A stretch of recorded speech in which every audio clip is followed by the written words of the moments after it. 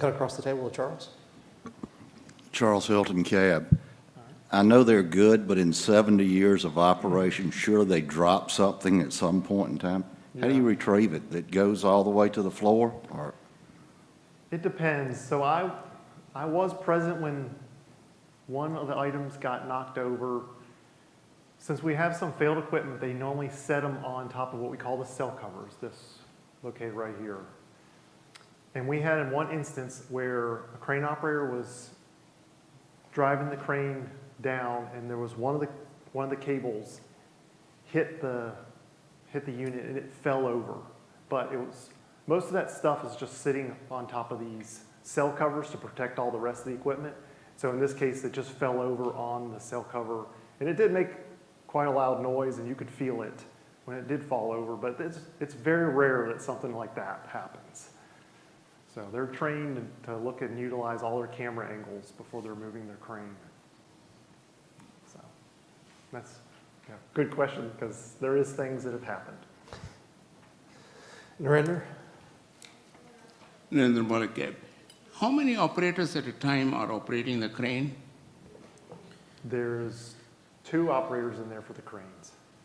One is actually working, and otherwise is And another assisting, one or is something happens to him to replace him. Correct. Thank you. Yes. Okay. DeAndre? DeAndre Davis, Cab. To stick with the content at hand, I think it seems to be the most interesting part.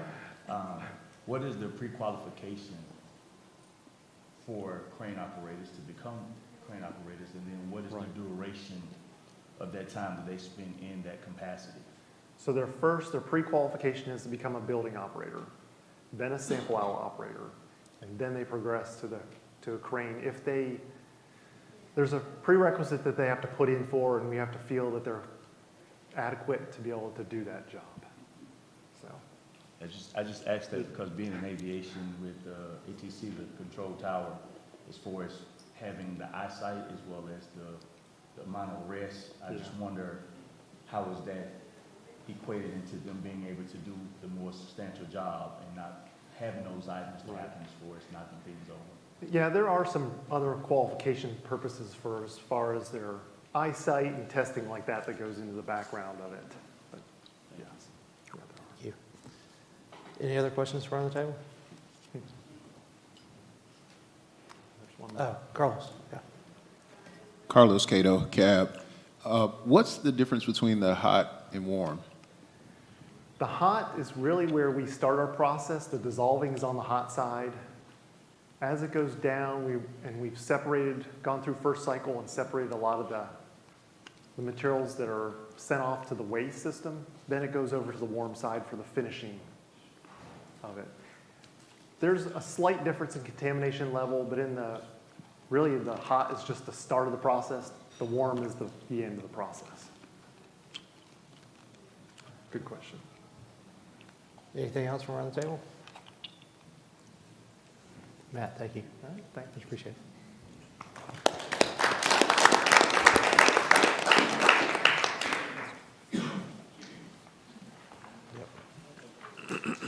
We're going to do our microphone swap out, and then Jeff will join us shortly.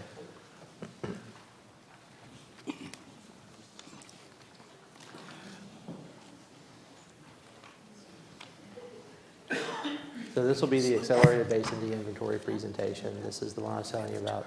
So Matt just told us how things have been working. Jeff's going to tell us what they're going to do next. And that was almost a segue that was long enough. Yep, forward, backwards, laser in the middle. Laser? Oh, laser. Yeah, if you need to point at stuff.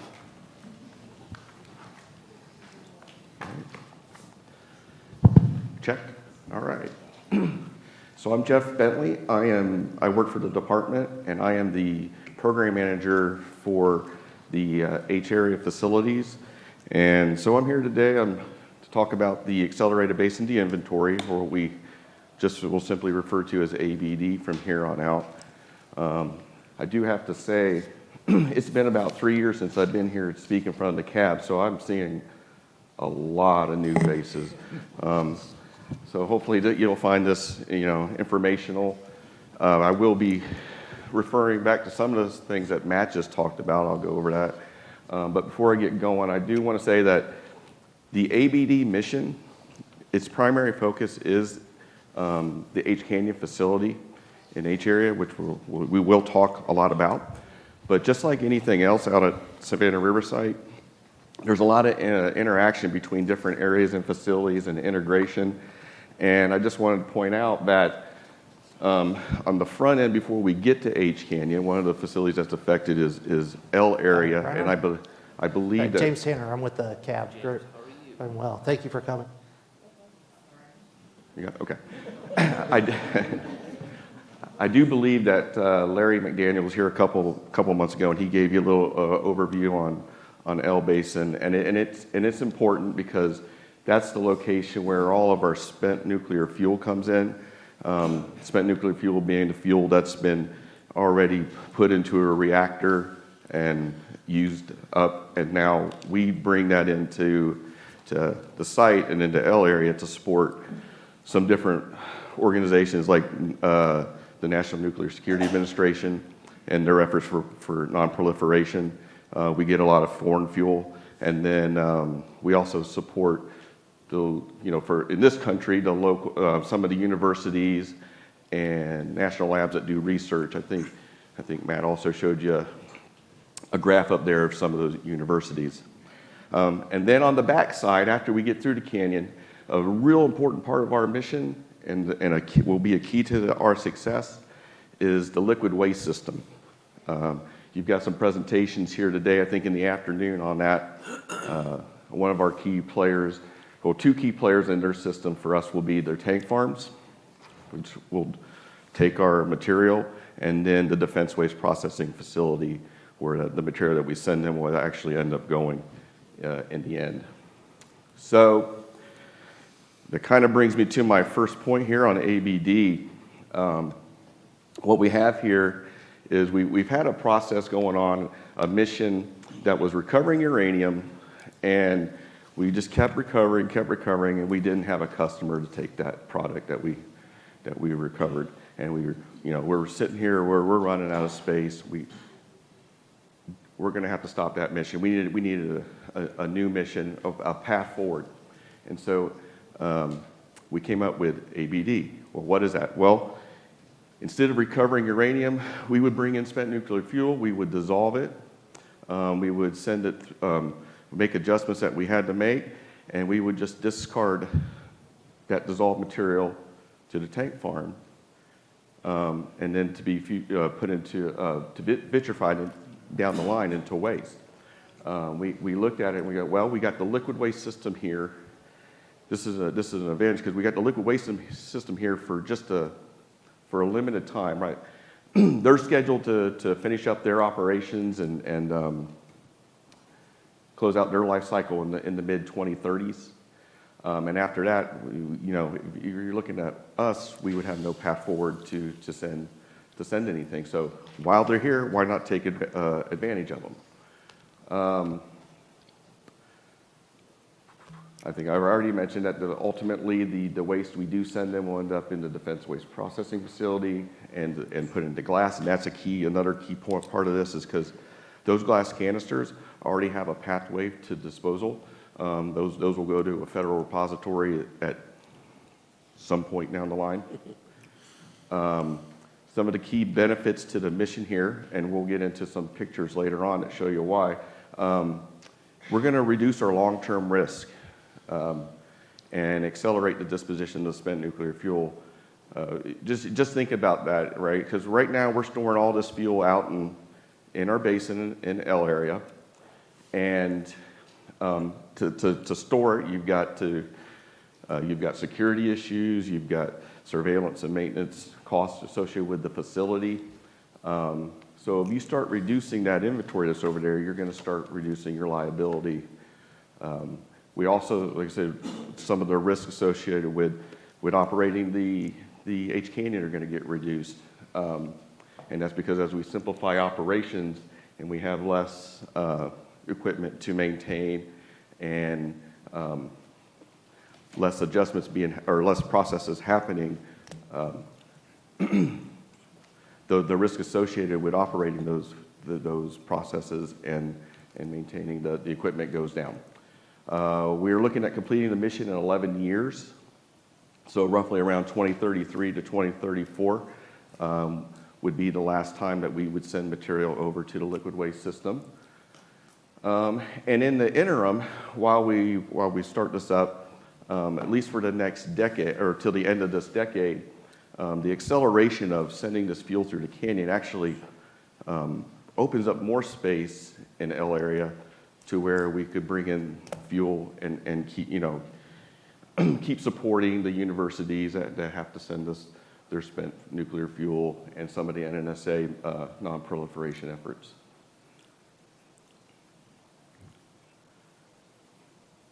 A point that I do want to make about this mission, and since the fact that we're changing operations inside the canyon, is that there's no, we use a lot of terminology out in the site, but I want to put it away to the public. There's no, what I would call, hard changes to the H Canyon facility. In other words, we're not removing any equipment. It all remains there. Basically, what we do is we reroute where we are sending material inside the canyon, okay? And that's key, because should something ever happen where the country decided, hey, we want to change direction and go back to recovering uranium, the facility is still there, all the equipment is there, and we can reverse and return to recovery if we needed to. By simplifying our operations, we're going to reduce the amount of personnel that's actually needed in H Canyon. These people are not going away. They're able to be relocated into other areas on the site where we have critical shortages, and they're able to help out there. So we can do this without a reduction in jobs right now. We have a reduction in the immediate infrastructure, because like I said, if you're taking some of these systems that we had previously out of service, we don't have to keep maintaining those systems, so it reduces the total amount of cost and work associated with keeping the H Canyon operating. I think you guys, some of you guys came out and visited not too long ago, so you see the picture up in the top right-hand corner. That is what the canyon looks like from the outside, and I think Matt probably showed the bottom pictures. We have one of the sides, I couldn't tell you if that was a hot side or a warm side, but a lot of the process vessels and piping that you can all see inside the canyon, and then a picture of the overhead crane one of the overhead cranes. So here's the comparison of the before and the after. Matt showed you the picture on the left. That's our recovery operations process flow diagram here. You notice it, we would bring in fuel, you'd dissolve it, you'd send it through several systems. We had a first uranium cycle and a second uranium cycle. That was just us extracting and purifying the stream of the recovered uranium. And then finally, we have a lot of it stored out there, but you would blend this material down into whatever your customer was that they needed it. So since we didn't have a customer, we haven't blended what we've recovered down.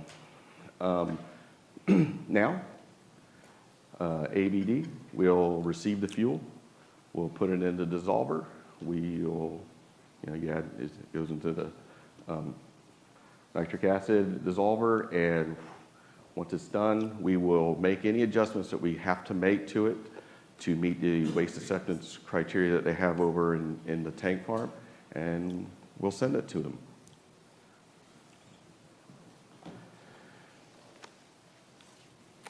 This is a picture of how the throughput will change under the ABD mission. This is an ever-changing graph.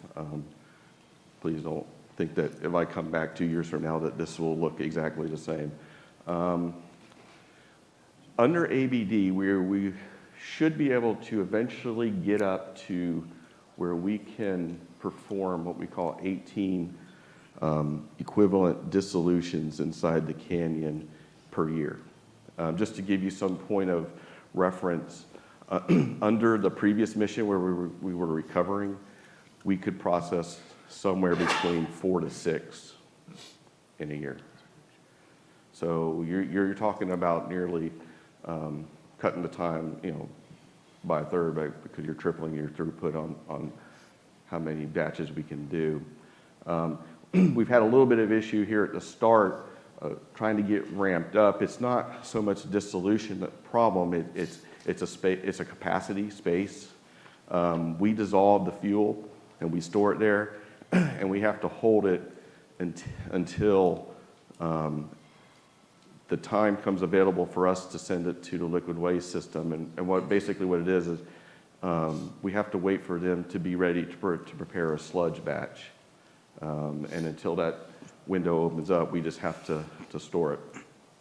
We are looking though to increase this year, the year that we're going to be coming into in just a few days, to go up to 11 batches from 7.5 that we did this year. We'll start dissolving again. I think it's in November, or at least that's what we're targeting. And you'll see after that, we'll have a discard next fiscal year, this one coming up, we'll have a discard to the liquid waste system, and that's going to open up a lot of space inside H Canyon, and we'll be able to start really going at that point. We're still able to support other missions. Matt told you a little bit about FCA, or the Fast Critical Assembly mission, because he mentioned the electrolytic dissolver that's brand new and inside the canyon now. Those 2 gray bars out in FY, the fiscal year 24 and 25, that represents the FCA campaign. It's a separate mission from ABD. So even though we're doing ABD, we still have the ability to perform some other missions as they come up and are needed.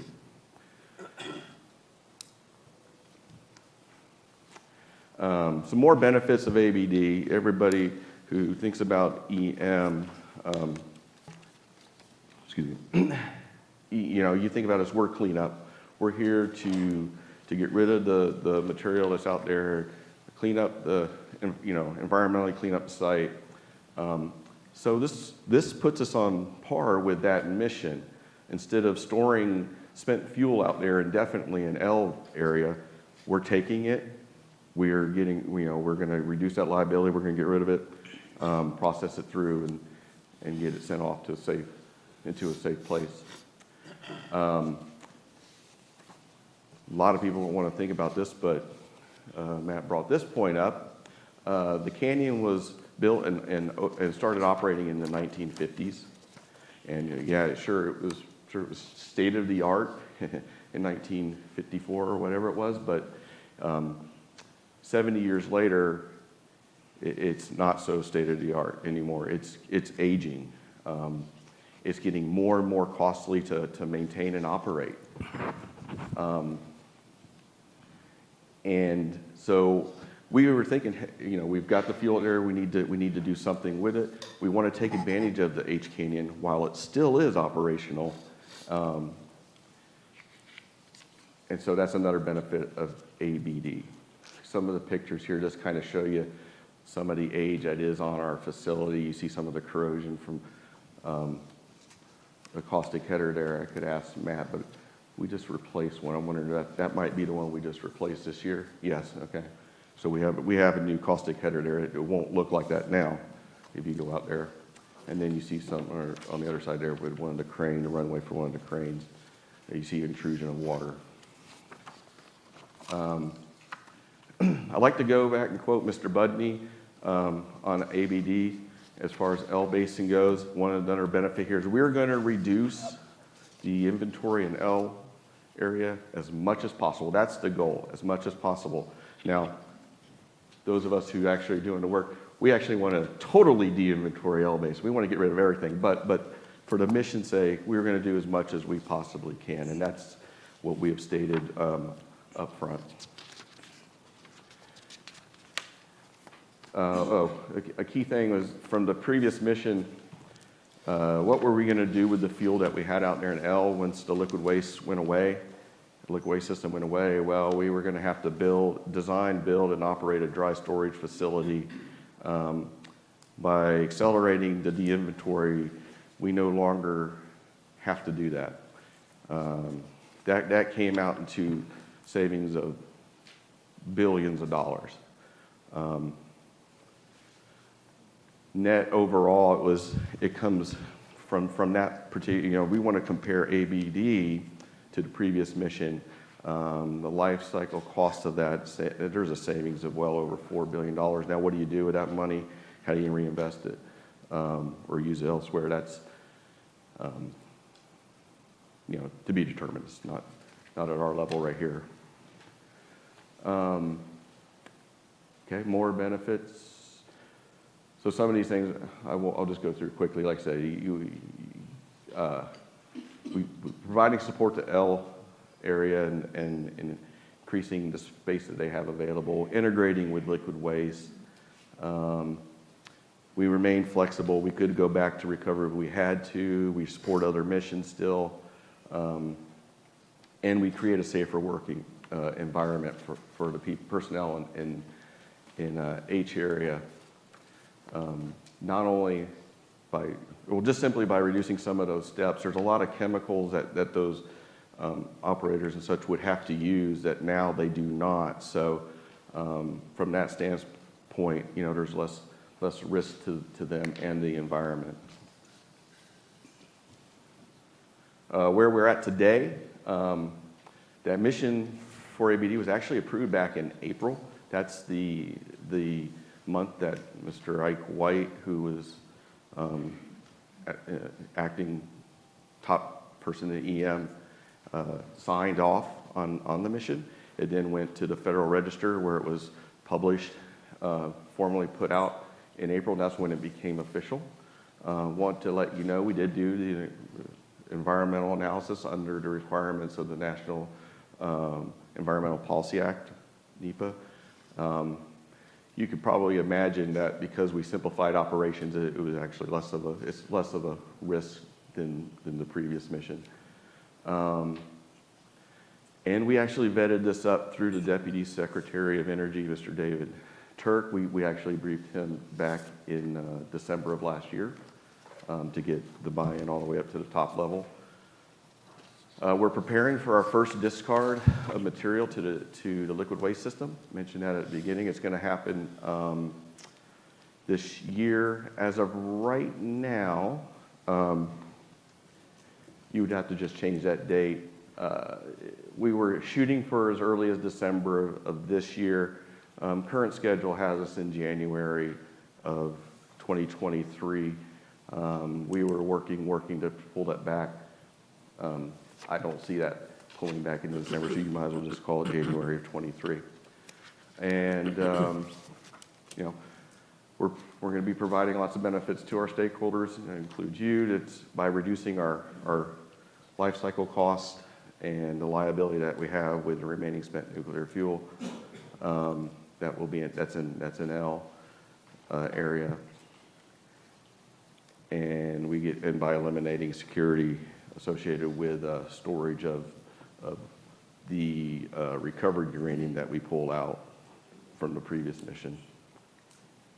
I think that's it. Okay. So I don't have a question slide, but now's the time, right? All right, folks. Questions from around the table?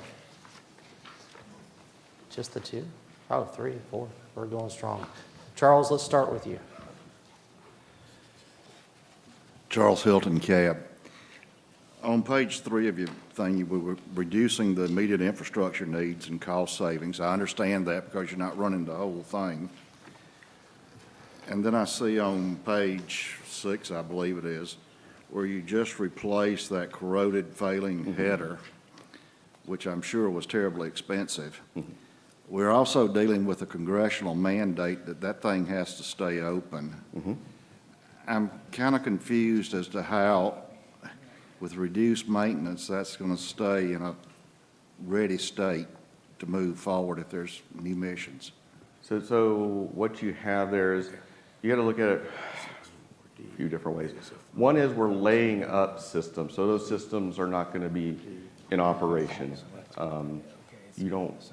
We won't have to maintain them quite like we do from before when we were running them.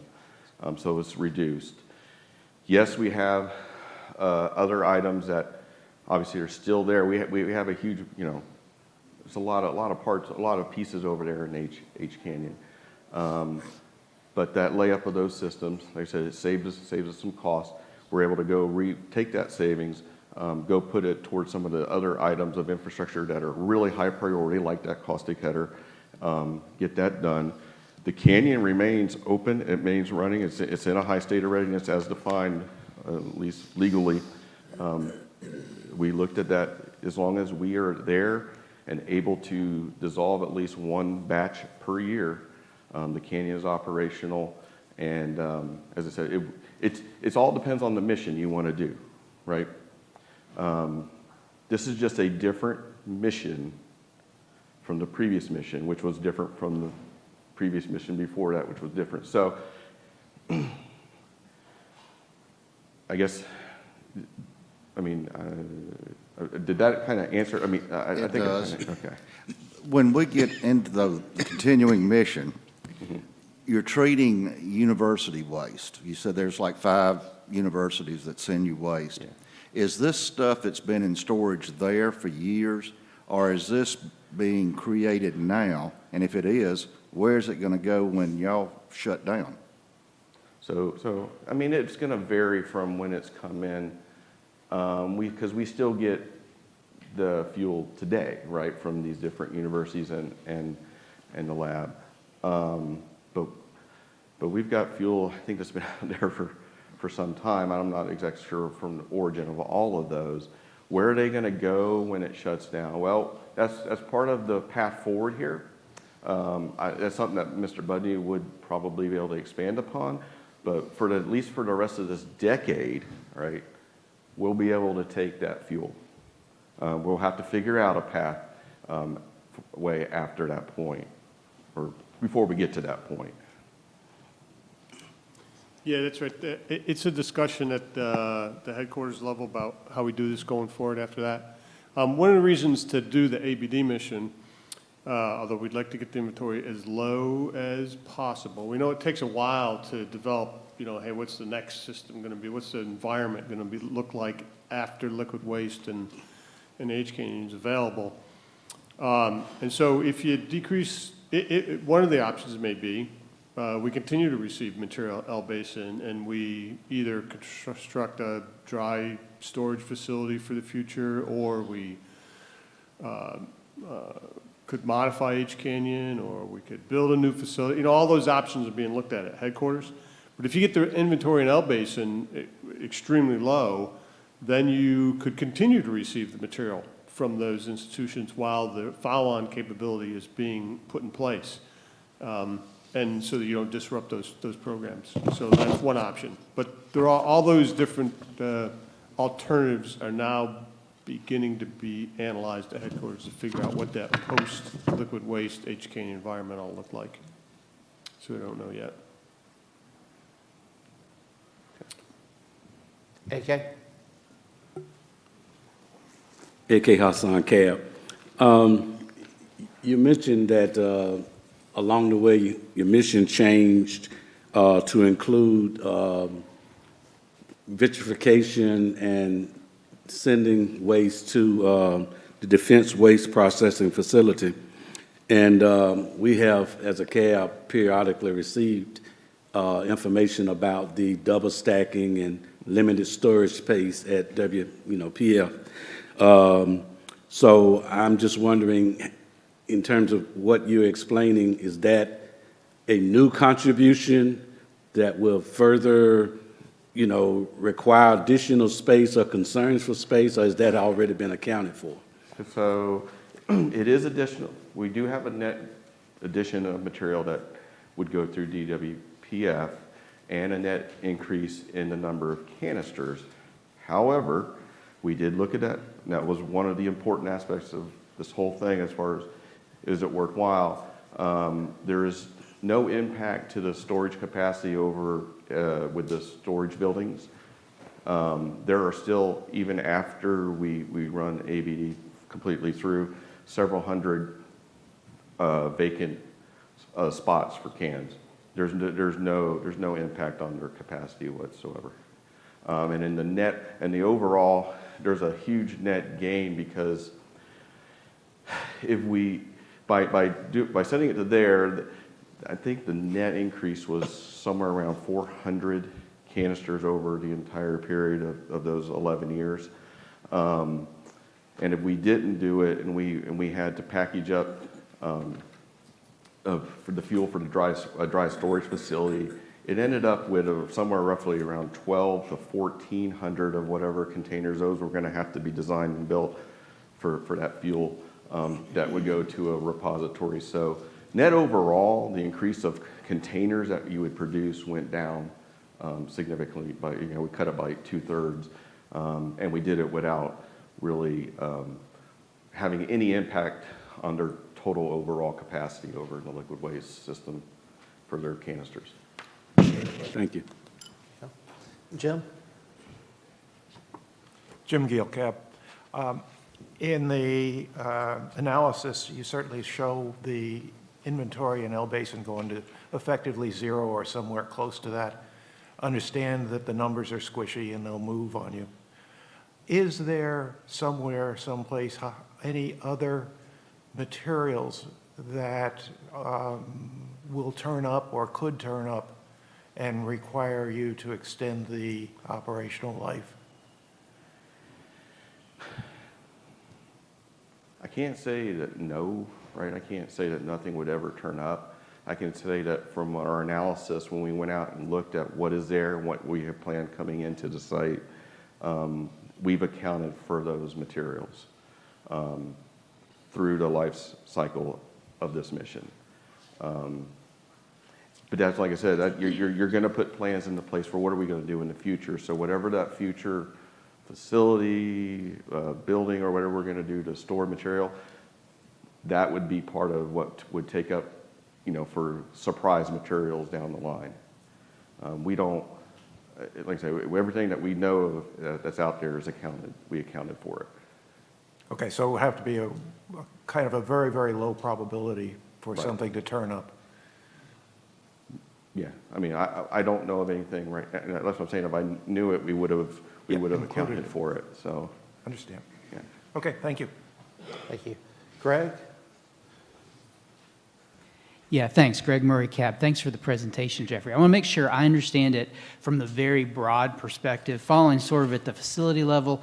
It seems to me like in terms of, going to H Canyon tanks, SWP, solid waste processing facilities, defense waste processing facilities, vitrification, it's following the same process, but what you're not doing is stripping out the usable fuel to sell, give, or whatever it is you do in the current process. Is that correct? Correct. Okay, all right. I just want to make sure I understood that. And you're thinking that in January, so you've gone through all the approvals now. You're thinking you're actually going to start this process in January, probably, or early in the year. The process has started. The first discard into the liquid waste system is in January. So we've been dissolving without recovery because ABD was approved in April. So. Okay, so it's underway then. Yeah. Oh, okay, that's good. Let me ask this: since you're not stripping out the usable fuel, is the high-level waste that's being passed on higher level than it normally would be? No. So, and I'm not going to get in to speak for liquid waste the system, but what I have been told is really, if you're thinking of the radioactivity, what they would say, how hot it is for those canisters, I guess their major contributor is cesium to that. In fact, when they went and did their analysis, what came back to us was if we do the ABD, I think that overall their cancers actually went down. Now there is more there's different ways to look at it. There's also fissile material. So if you're thinking in terms of criticality and things like that, it's a different issue. So there's more fissile material now, but then we have more poisons for that fissile material so that you don't have a criticality issue. And that might be also why you have some of the decrease in the total radioactivity for the DWPF canisters. But yeah, no, the overall for the canisters themselves, it did not make anything go It up. doesn't affect it. Yeah, Okay. and Okay. And then the estimate is that this will accelerate disposition of this stuff by 20 years yes, and save about $4 billion. yeah. Okay. Why didn't we do this before? Good question. We've been working several years here to get this mission approved. It just takes the right environment, the right people to champion that effort, and you know, we finally got there this year. I couldn't tell you why. I mean, we've been sitting here for years without a customer to take the fuel that we've been recovering, and no place to send it. No, you know, like you said, mentioned, nobody's buying it. No, we can't give it to anybody. We do have some material that may end up, that was recovered in the past, that may end up going somewhere. We're hopeful. So it's actually pretty good purified stuff that's stored separately from the material that goes to the liquid waste system. But other than that, we don't have anybody out there looking to buy from us. Mike, Okay. you want to expand on that a little? Yeah, so a lot of discussions were about, hey, that exactly thing, do you have a customer for this material? We were providing it to TVA for use in the reactors, but it's far, far more expensive, this uranium, to recover it than to mine it and produce new fuel. Now, we were covering the cost, so TVA was getting a great deal on it, but was it the right way to use taxpayers' money? A lot of discussion. We didn't continue the contract with TVA. Most times, we try to do this stuff on full cost recovery, so if we're giving somebody a component they want, an isotope out of there, they pay for us the full cost of recovering it, but there's no customer who wants to pay the full cost of recovering uranium for using in the fuel when they can get it much cheaper somewhere else. So the other part that delayed was a question about, hey, could we produce high-assay, low-enriched uranium, HALEU, for new experimental reactors, that kind of stuff. So that took a lot of education to folks about how much it would cost them to, and the rate at which we could produce HALEU out of this, get everybody up to speed on that. And again, that's a very slow rate and a very expensive rate. And we finally got the nod that, hey, we didn't have any customers for that either. Once we had all those economic things lined up, then we were able to push ahead and do this. Okay. Thank you. Thank you very much. Very interesting. Narendra? Narendra Malkab. I understand L reactors being de-inventoried, but I also think that the material was coming from Canada and some other countries under non-nuclear proliferation. So are we going to still continue receiving those materials from other countries? Yes. Well, yes. So we did have recently, was it a year ago, Matt, or that we finished up one of those missions? Wasn't that the TRM mission? And now we do have some more, I believe, fuel coming from Canada. But like I said, we looked out there to see what do we have coming in, or what do we project to come in, even if it's not in place yet. And yes, we do have some more stuff from Canada. So it's still coming, and it's all factored into us being able to get through in those 11 years. My other follow-up question is, when you maintain the water level in the L Canyon area, how often you change the water and maintain the standard for nutrients or pH and other things? I can't speak to L area. I'm not. I don't have that program, so I don't have a lot of those details, and I just don't know that. Thank you. And we have a very complex system out there to purify that water all the time. The most recent big maintenance we did was to change out the filter, the sand filter out there. So the water is maintained constantly. We don't actually change the water out. Thank you. Kind of like my swimming pool. I don't change that water out. I just I keep running it through the filter and adding chemicals to keep it as clean as I can, although my wife tells me there's been an exceptional worm population in the bottom of it, why I was gone for the last week, that wants me to address. Let me follow up with the sand filter. Do you look at the radioactivity, what is being contained in the sand filter when you change the water, filter the water through sand filter? It does, yeah, there is some, but I am not an expert on that, so I don't want to go any further than that. I'd have to get somebody that works L basin to describe what the levels are or what, but yeah, we do have to be careful with that material. Thank you. AK? AK Hassan Cab. I'm not sure this particular question is exactly appropriate, but I ask it. I think it is. More than a year ago, information came out about DOE undergoing the process of reclassifying waste, et cetera. And I was just wondering if that process is still ongoing or if it has concluded. Did the site benefit from that in any way, and if so, how?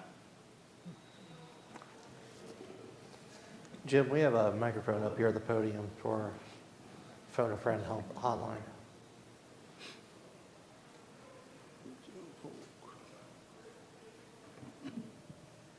On? Yep. All right. It has nothing to do with ABD, what they're working on, but as far as high-level waste interpretation effort is going on, it is continuing. We have identified some additional waste streams within the high-level waste program, specifically the bubblers that we use in the melters, and then some of the older equipment we've had. So there's been an environmental assessment done on that. Draft has been published, comments received, they're finalizing that. And as soon as the environmental assessment is finished, finding no significant impact, then we'll proceed with disposing that material. So that is an active program, one we're counting on to move some of the waste that otherwise we can't handle with right now. Thank you. Any other questions or comments from around the table? Charles? I know I'm probably not supposed to ask this, but that's never stopped me. Power plant fuel rods is not your problem. That's NRC, somebody else's. And I understand the nation has a huge problem with storage of those things. Just out of curiosity, can H Canyon get rid of that stuff just like we're doing with everything else? If NRC and DOE actually talk to each other? Theoretically, Depends. I mean, correct me if I'm wrong, Jeff, a lot of it depends on geometry. What's the size of the Yeah. fuel? You know, our baskets only hold certain size fuels, mostly from these test reactors. I don't know if we're even sized to Right, handle I that don't kind of material that they would have. And most of the material is not aluminum clad. And that dissolver we have that's going to do the electrolytic is smaller. And so, yeah, I doubt we can handle commercial fuel Yeah. in the current configuration. Any other questions or comments from around the table? This is it. You got his attention now. You sure? All right. Jeff, thank you so much.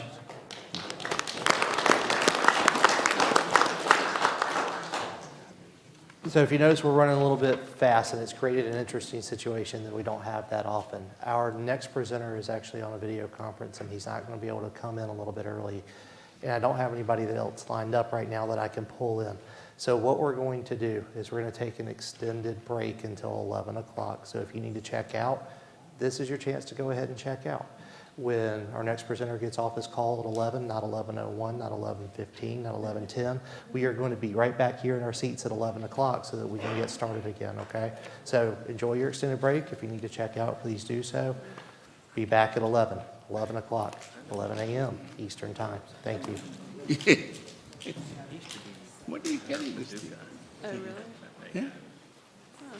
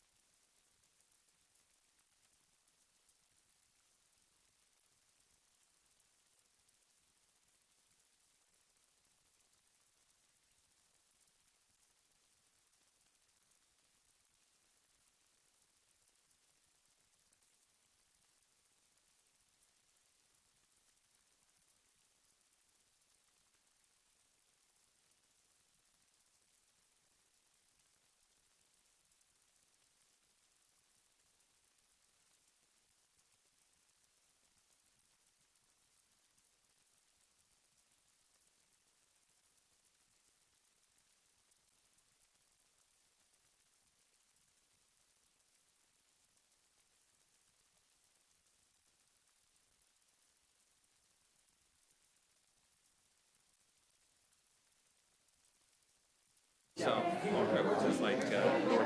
right, folks, we're about 2 minutes out, so if we want to try and start finding our seats, we're about 2 minutes away from getting started. Thank you.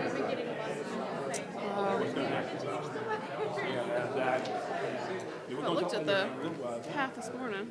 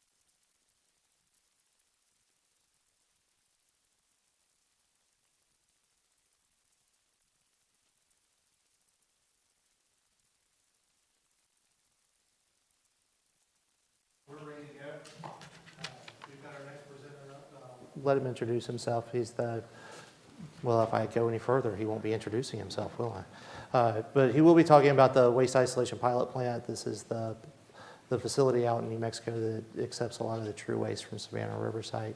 He is the expert on the scene on this facility, and he is here to answer all of your questions that you might have. Reinhard, you ready? Let's do it. All right. Okay, cool, thank you. Well, I appreciate you inviting me to come on out. I'm Reinhard Knurr. I'm the manager at the Carlsbad field office. I've been there just over 2 years in that position.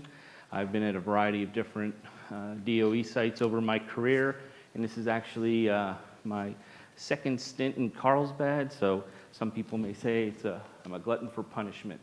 So WIP is America's only deep geological repository. So we take transuranic waste and we transfer it about a half a mile below ground.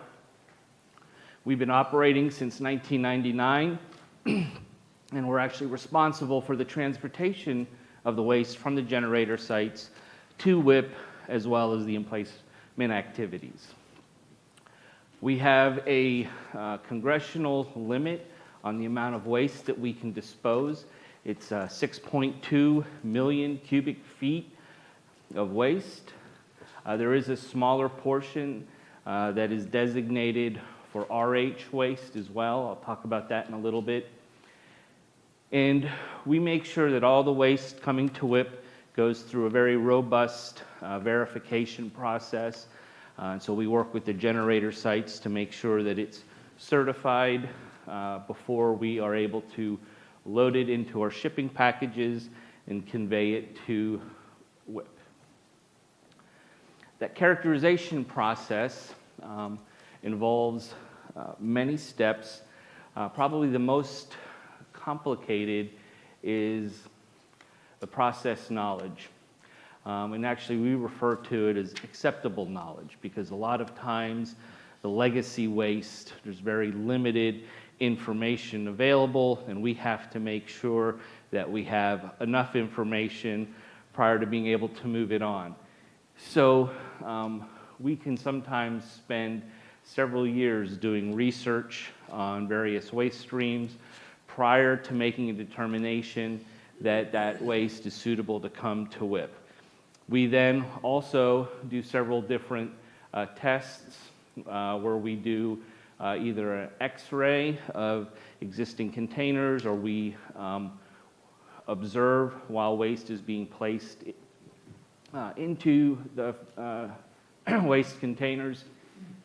We also do NDA, and then we do some flame gas analysis where we look for hydrogen production in the waste containers. Each of these steps have a different regulatory driver or component associated with it, all of which is wrapped up and documented in our waste acceptance criteria before we're able to say that the drum has been properly characterized and we authorize it for shipment. So contact handled waste. So this is the bulk of our waste, about 96% of it.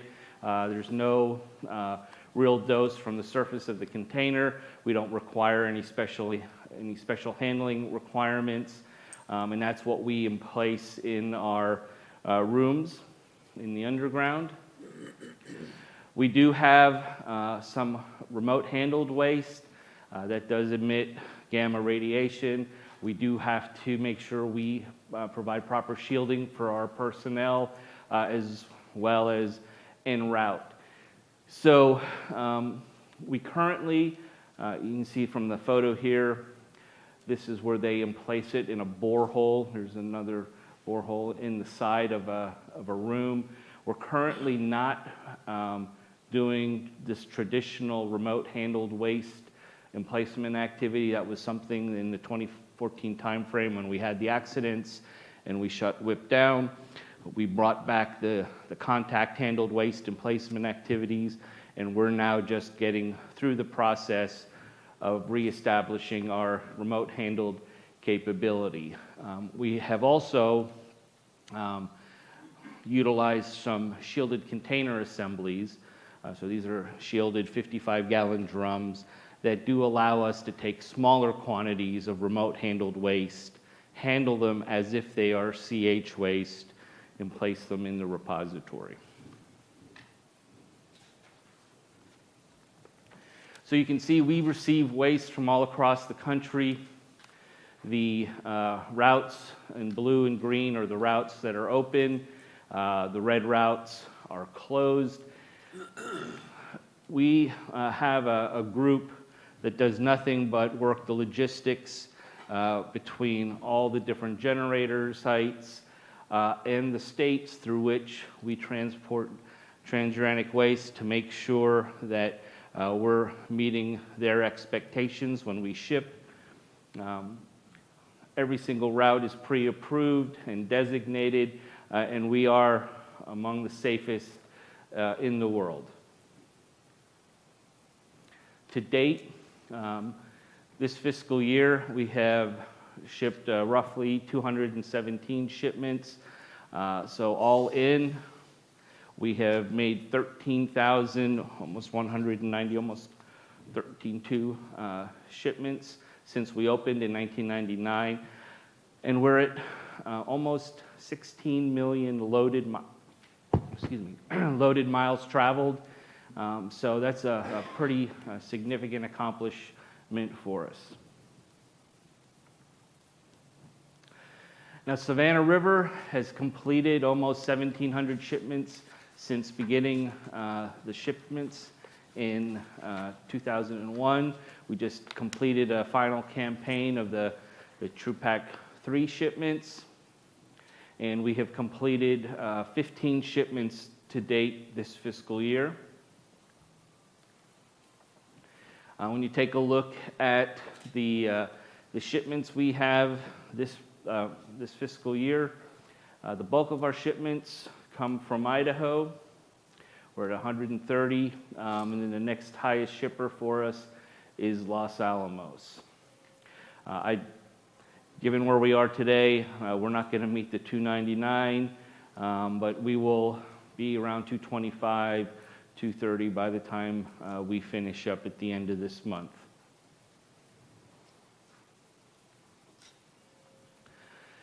When you take a look at the shipments historically at WIP, you can see in the early time frame when we first started shipping, there was a sharp ramp up, and then depending on what the issues were going on or the needs at the generator sites, there was quite a number of shipments. So I think 800 to 1,000 almost as high as 1,200 shipments a year. Currently, given the need in the complex, we are targeting about 680 shipments per week, but we may go up to just over 800 depending on what the operational needs are. And you can see the 20-year average is around 600 shipments per year. Of course, 2014 is the year we had the accident, and 2017 is when operations resumed. I would also like to point out, during COVID, we continued to make national security and mission critical shipments. So we were doing about 5 a week, so under 200 shipments, and we're coming back up to the level we were in the 2019 timeframe as we shoot to accelerate. So this is an illustration of the underground. So each one of these blocks or set of ladders is a panel, and each crossbar is a room. So we're currently emplacing in this portion of panel 7.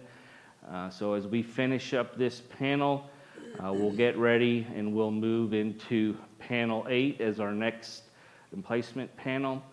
We have gone through the NEPA process for panels 11 and 12 down here out to the west. This is the northerly direction. And so we have submitted a permit modification request to New Mexico that we will have to get authorized before we can begin mining those particular panels out to the west. Each panel takes about 1.5 years or so to get mined. Additionally, we're in the process of mining some of the access drifts that lead to these panels. And we will be about 50% of the way through those mining activities at the end of the calendar year. So that's a 2-year effort where we will mine salt all the way out to these panels before we get the regulatory approvals to begin mining those panels. In the meantime, we will be emplacing waste in panel 8. The concept that we try to do is just-in-time mining. So as we finish up panel 8, we will finish the outfitting and certification of panel 11 so that we can just move right over there when we're done in a few years.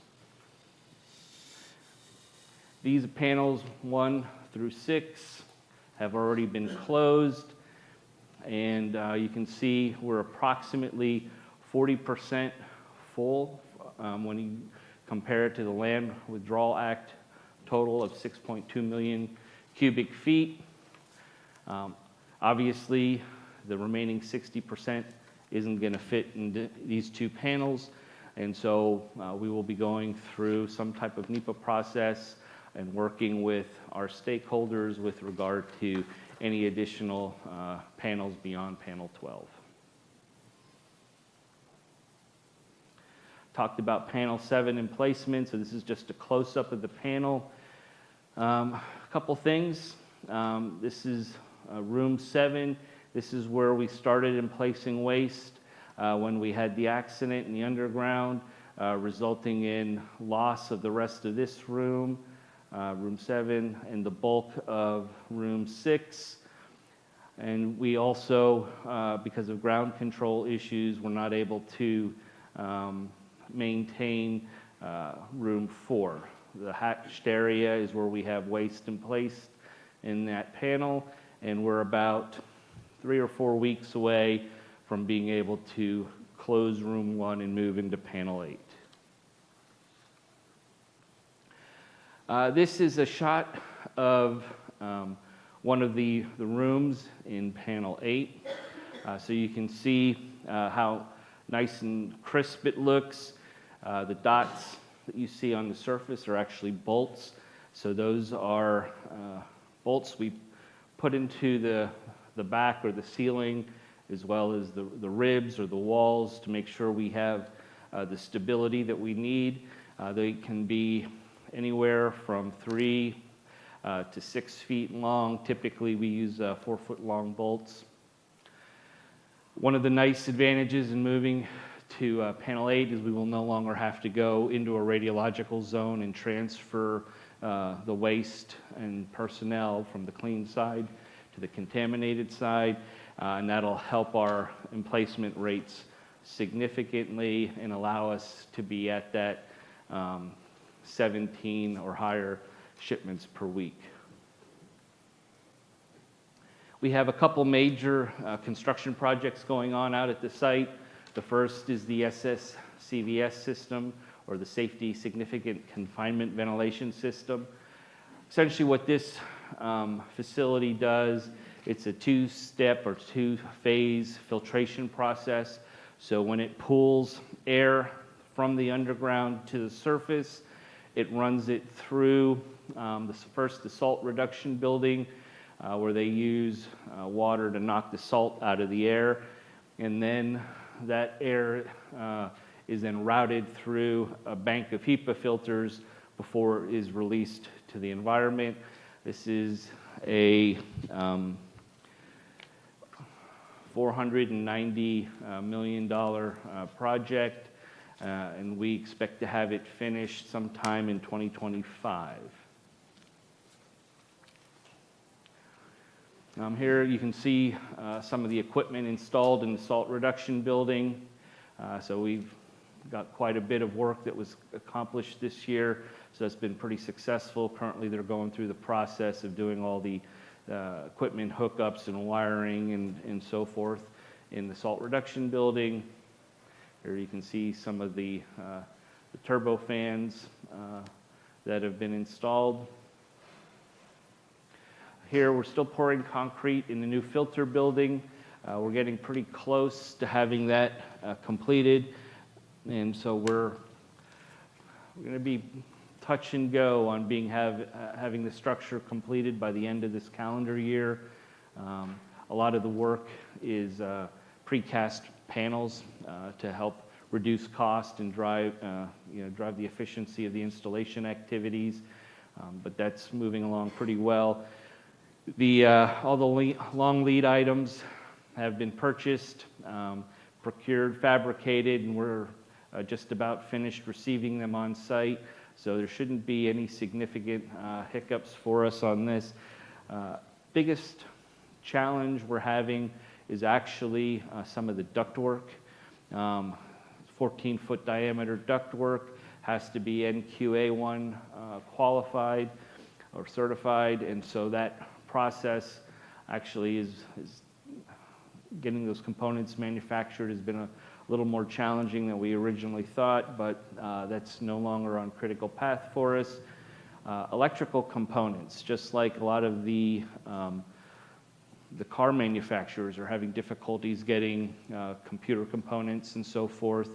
Same thing for some of our electrical systems, process controllers and so forth.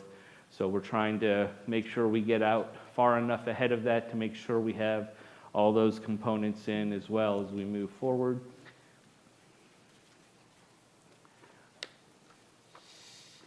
The second project is the utility shaft. So currently the underground has got 4 major shafts associated with it. There's an air intake shaft, which also doubles as an emergency exit for us. We have an exhaust shaft. We have a salt shaft, and that's where we muck or remove salt from the underground. And then we have a waste shaft, and that's the shaft we use to transport waste and personnel into the underground. This 5th shaft is going to work in conjunction with the SSCVS facility, and it will provide a second air circuit in the underground. This one will push air from the surface into the underground and will be used solely for mining, and it will actually exhaust unfiltered to the surface. but only mining activities will occur, and because it's all the salt in the air is primarily within that mining circuit, that's what will get exhausted and reduce the load on the SSCVS. We're at about 450 feet, and we need to get down to 2150 before we're done. So we just hit one of the horizons where we have to change how we're doing the liner on the shaft. Up to this point, we had just been putting bolts and then concrete, and you can see the liner of the shaft in here. Now we have to apply a polymer first, which will help kind of seal any water from the ground out of the shaft as we move down before we put the concrete liner over top of it. And we will be, depending on where we are, 26 to 30 feet in diameter within that particular shaft. So here you can kind of see an illustration, the fans pushing the air into the underground. Okay, and so that'll allow us to have two separate air circuits. I showed you panels 11 and 12, and that utility shaft will be located here, and this air circuit will exhaust in the current air intake shaft in the future. So much of this work has been done. Now it's just a race to the bottom, so to speak, and continuing to muck out that soil and then salt when we get down to the horizon. We do have quite a number of regulatory activities going on. We did submit our 10-year RCRA permit renewal application on time. We also submitted a permit modification request to New Mexico for panels 11 and 12. Those have been combined or consolidated, and so we're waiting for New Mexico to issue the draft permit. They've told us it likely will be near the end of October, and then from a timing perspective, that suggests to us that the final permit would be issued in December of 23. So we are still more than a year away from that being completed. We also mentioned some of those shielded container assemblies that we use to take remote handled waste and handle it as contact handled waste. We actually have 5 designs for those shielded container assemblies. One of them is currently in use. The other 4 were just approved by the NRC, and so we're working with New Mexico to figure out the timing on submitting our permit modification for those remaining shielded container assemblies. We're also working with EPA to time submittal of a plant change request notice. So again, we do need that for panels 11 and 12, but we do not need to have that in place until we're getting ready to in place waste. So we've got a little time to work through that, and we're actually working some of the technical questions EPA has in preparation for that. Surplus plutonium disposition, I'm sure you all are very familiar with this. So currently, the audit report is in with New Mexico. Once they approve that audit report, the next step will be to submit the waste stream profile form. We're in a position to be able to do that as soon as New Mexico gives us the thumbs up, and then that'll start the process. We are still trying to support your all's needs to have that first shipment sometime this calendar year.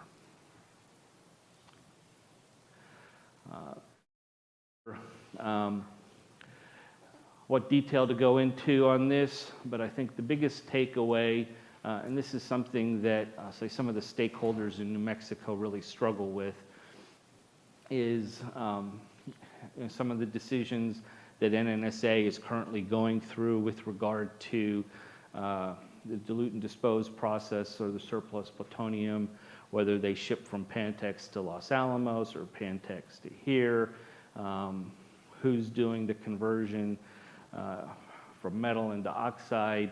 Our piece is very small. Okay, so once it becomes a waste, we verify and certify that it's been compliantly processed and generated. We load it in the overpacks, and then we get it en route to WIP. So a lot of the northern New Mexico stakeholders are very interested in all of this. I know Virginia has been working with Secretary Kenny and some of our public affairs folks to communicate on some of this, but our scope is very limited, and we're happy to support you guys to the extent we can. And for those of you who have not been out to WIP and would like to get a tour, let us know. We're happy to tour you in the underground any point in time. If you're not able to do so, there's a really good virtual tour. Feel free to go to that link and get that virtual tour. Any questions? All right, Narinder, you got your card up first, so let's start with yours. Narinder Malik, CAB. I have actually 4 questions. First is about the NEPA process you talked about. What is the status of that? So the NEPA process for panels 13 and beyond is currently up at headquarters. We're trying to figure out what the appropriate NEPA document needs to be moving forward. Does it involve EA or EIS or? It may. There's a variety of different mechanisms that we can use. That's the discussion that we're currently having. Do we need to do a supplemental environmental impact statement, or do we do a supplemental analysis, all of which ties back to what was originally done back in the 90s, and has the scope of our work changed significantly to warrant something more robust like a supplemental EIS. My other question is, does Price Anderson applies to your site? I believe it does. Has there been any violations? Not since I've been there. And you mentioned about 13.1 metric tons of plutonium. Is that plutonium weapon grade or just flat, simple? That's the material that EM as well as NNSA have here. I think, as I understand it, not all of it was weapons grade plutonium. I don't know, Mike, but the bulk of it is. My staff tells me you're correct. Okay, It's like good. not the last, but I will ask the last question. I think I did send a question through James, and that would you take our DWPF glass, vitrified glass, for disposal? I don't know enough about it to be able to answer that question. We can take defense-related transuranic waste, so it would have to be 100 nanocuries per gram or higher in activity, and it could not be spent nuclear fuel or high-level waste.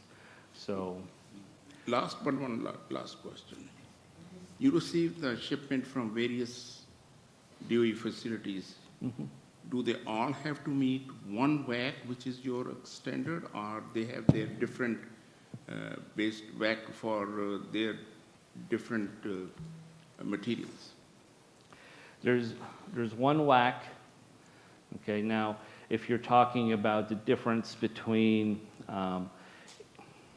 some of our waste stream types, we've got solids, or which are like sludges and so forth, or, homogeneous debris, okay?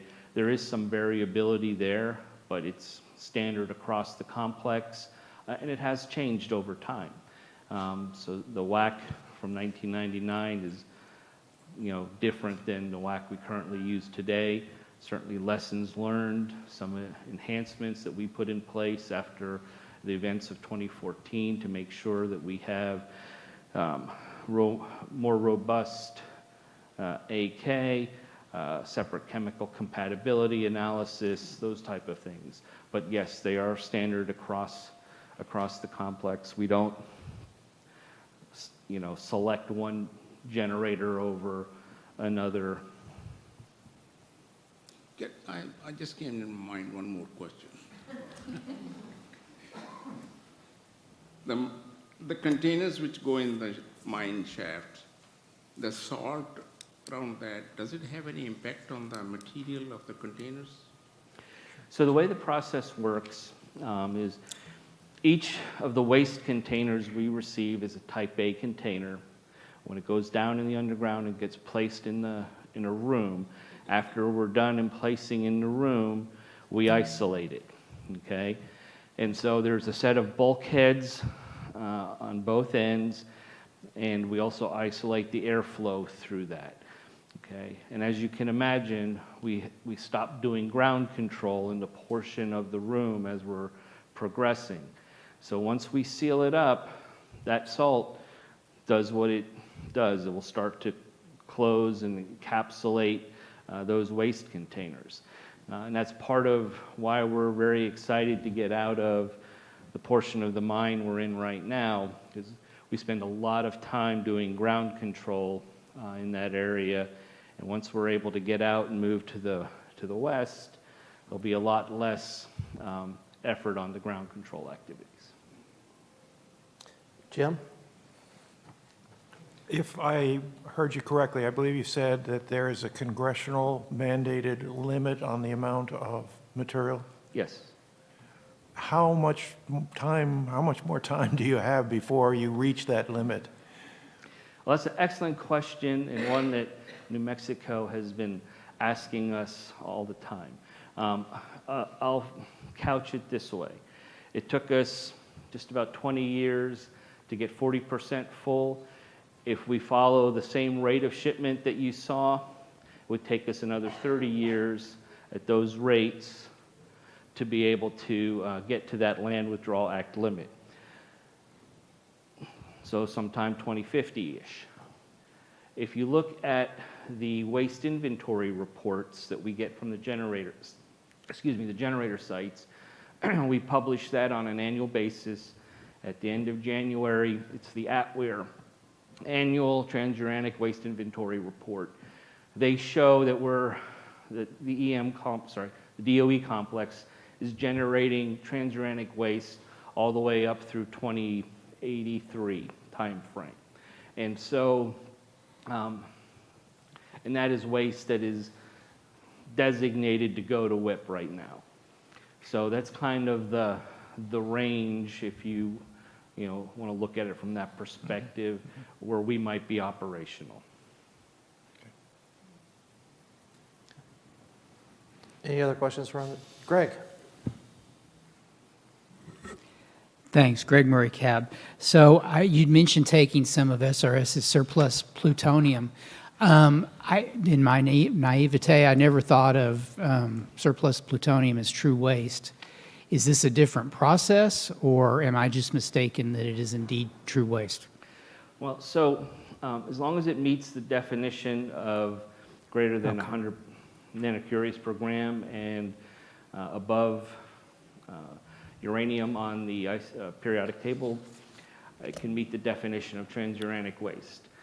Certainly, the generator sites would have to declare it a waste for us to be able to receive it.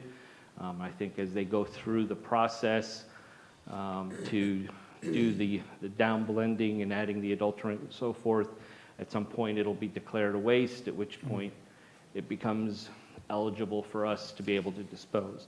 We're not talking about taking plutonium, metal or pits. What we're talking about, is oxide in small cans. Okay. And we have received similar waste in the past. Okay. All right. Thank you very much. Charles? I was doing pretty good until your next to last answer. Okay, you said, based on your calculations today, you're going to be at capacity 2050 or thereabouts. I think I understood. But we're going to still be making this stuff for another 37 years after that. Does that mean we have to pass new federal legislation to allow it to get bigger, or we have to start the whole process over?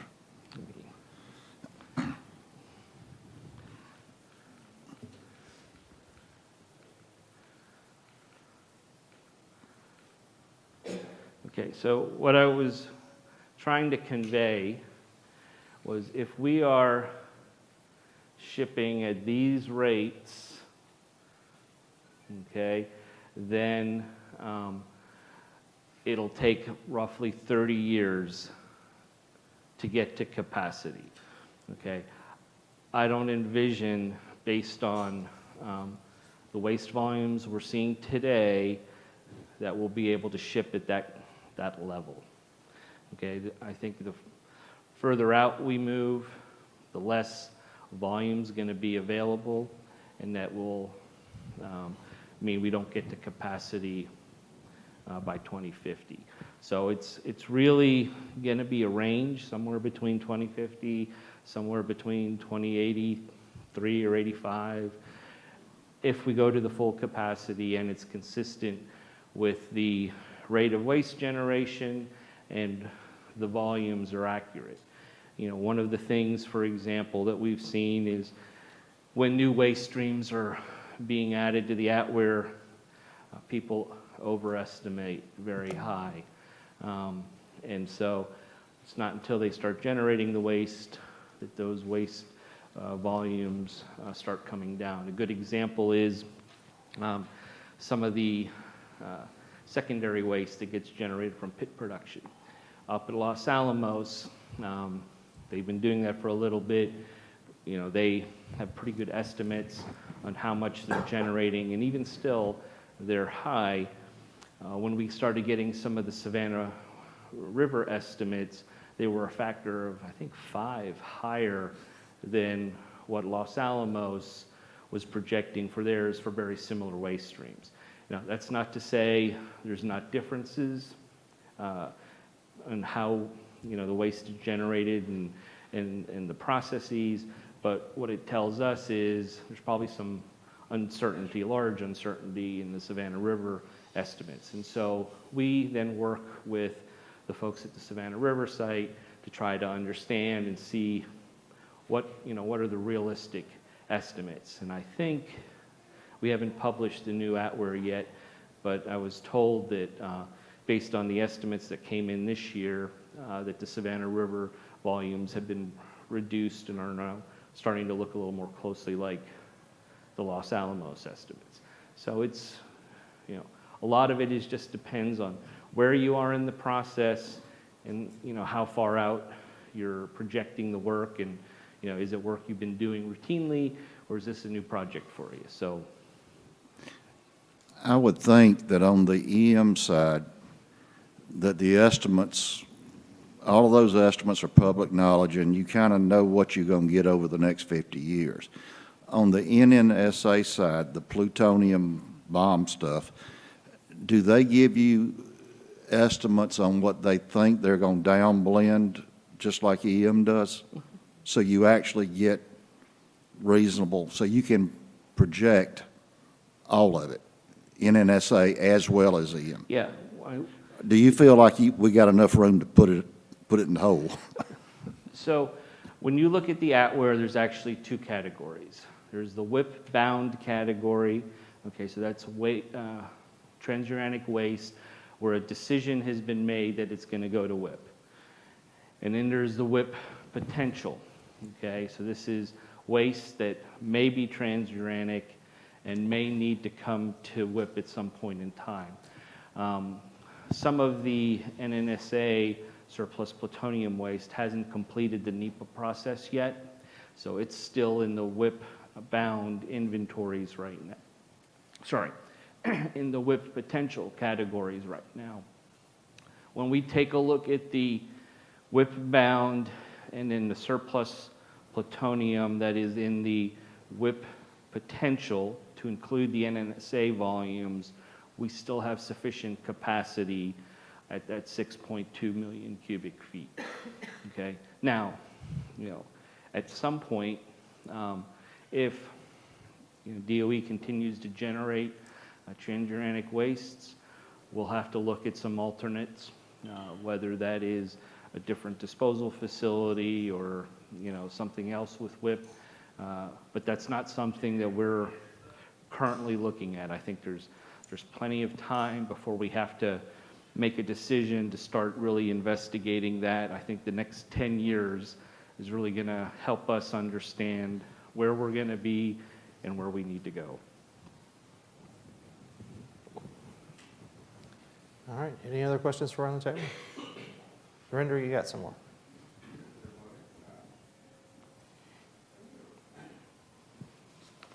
Last but one slide, which says surplus plutonium disposition. It says the route from Savannah River site to your site is blocked. So how are we going to ship the material? All right, which one are you talking about? The bottom one. Okay, so this route, the dashed red line, is open. We receive waste from you all along that route. Currently, we are not using this portion of the route. The road conditions are such that my preference is to take it along here. It's a safer road to take. But why you show a red line from Savannah River to your side? This is just showing the dashed line that we would use to ship the surplus plutonium wastes. Thank you. All right. Any others from around the table? Charles, you found some more. In shipping this stuff, I know there's never been an accident. The robustness of the cylinders is unbelievable. Has one of these trucks ever actually rolled over, unfortunately, and the container hit the ground and it was intact? All right, so I'll answer that two ways. I'll say first, the testing that we do on these containers is actually real testing. We make prototypes before they go into production, and so it will go through, I think it's a 30-foot drop test. It will go on a drop test on a spike. It will be submerged in water for an extended period of time, and it will go through a fire for an extended period of time. Okay, all of which are called out by regulation in order for that package to be certified as a Type B package. We have never had a true pack conveyance roll over while it was loaded. But my recollection is in 1999 timeframe when we were first starting, we had a true pack conveyance roll over with empties on it. Now those true packs were taken out of service, but there was no breach or anything along those lines to those packages because they're closed up and tight, just like we would shipping it back is when we ship it to the site. Mike. Hey, Reinhard, Amy really wants to come out and visit this thing. Before I agree to her travel, I just want to understand this ground control stuff you're talking about. What actually do you do there? And how does, and then part two is, how does screwing a bolt into the salt overhead actually work? How does that stabilize things? All right, so great question. So this is one of the things that makes us very unique. Our ground, which is a Cat 2 nuclear facility, is constantly moving in the underground. Okay, so the walls, the floors, the ceiling, over time, they move. And so we have geotechs who every morning, first thing they go down and they look and see what's changed overnight. They do monitoring throughout the day. You know, there's specific points in the mine where they look to see if there's been any changes. Okay, and so that monitoring helps us determine whether or not the ground is starting to move and we need to do additional stabilization. Sometimes it moves very slowly, starts encroaching, and we have to go in and we have to mine things back out. In fact, when I was talking about the, let me pull this up. I was talking about panel 8, how clean that looks, okay? So when we do our mining, it's actually a two-phase process.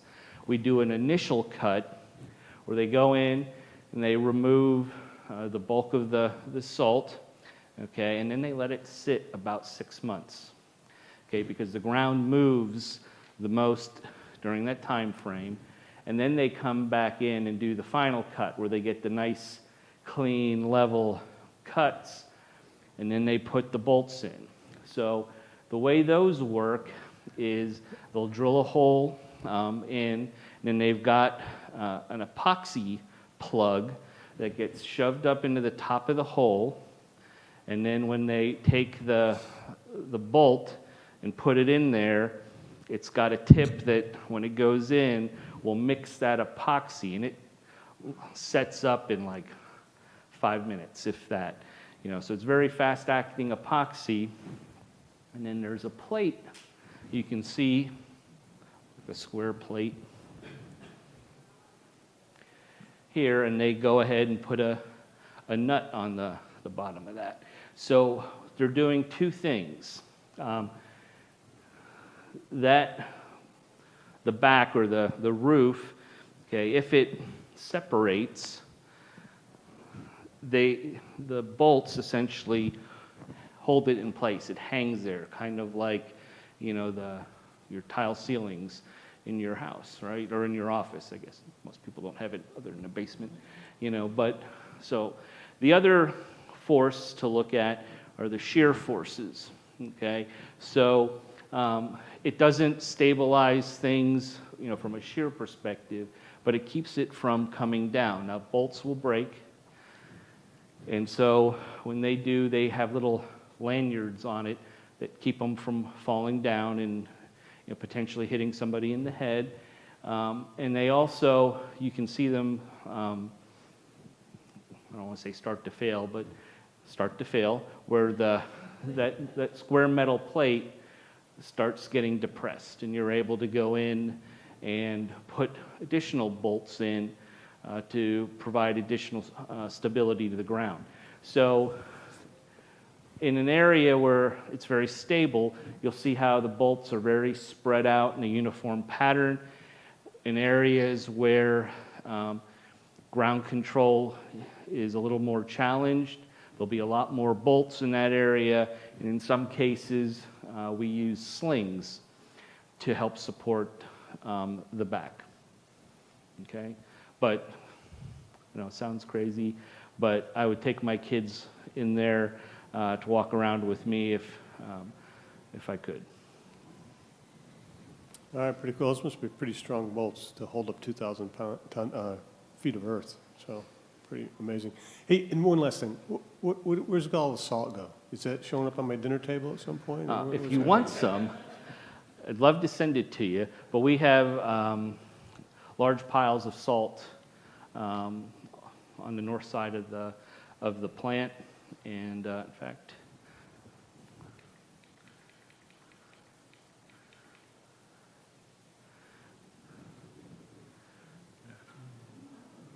yeah, there's a lot of salt. If you need any for your roads, give me a call. You know, I'll load them into a rail car and send it your way. This is South Carolina. We don't salt the roads in the winter.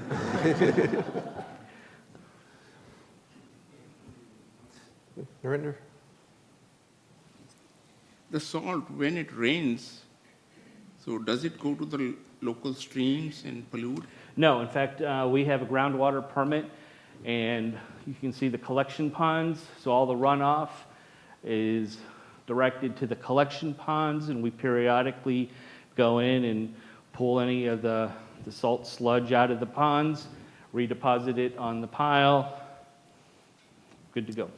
Does your employee take this salt for briming their turkey or? You absolutely can. Like I said, if you want some, I'll have some shipped out here for you all to use however you like. It's when people come to the site and they do their tours, we encourage them to pick up little samples of salt and take them with them. So, yes, you can use it on your turkey. I think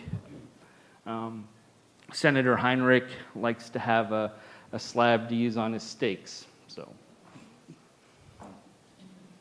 It's very nice. We have a sample. Doug and Gil had gone there, so they brought a sample for all of us. Thank you. Anything else around the table, folks? Charles, you sure? No? Okay. All right. Thank you very much. well, thank you. It's been a pleasure. Appreciate it. All right, folks. Time for our lunch break. See, we're running a little bit early, so instead of coming back at 2:15, I'm going to ask you to come back at 2 o'clock. We'll just shave it off a little bit. You'll notice your lunch break is a little bit longer than normal. That's mostly because immediately adjacent to the hotel, there's not much. You may have to walk a block or two, so we wanted to give you time to do that. Go ahead, take your lunch. Please enjoy. Come back at 2 o'clock. Thank you, everyone. I don't know what's close here, do you? I don't know the area.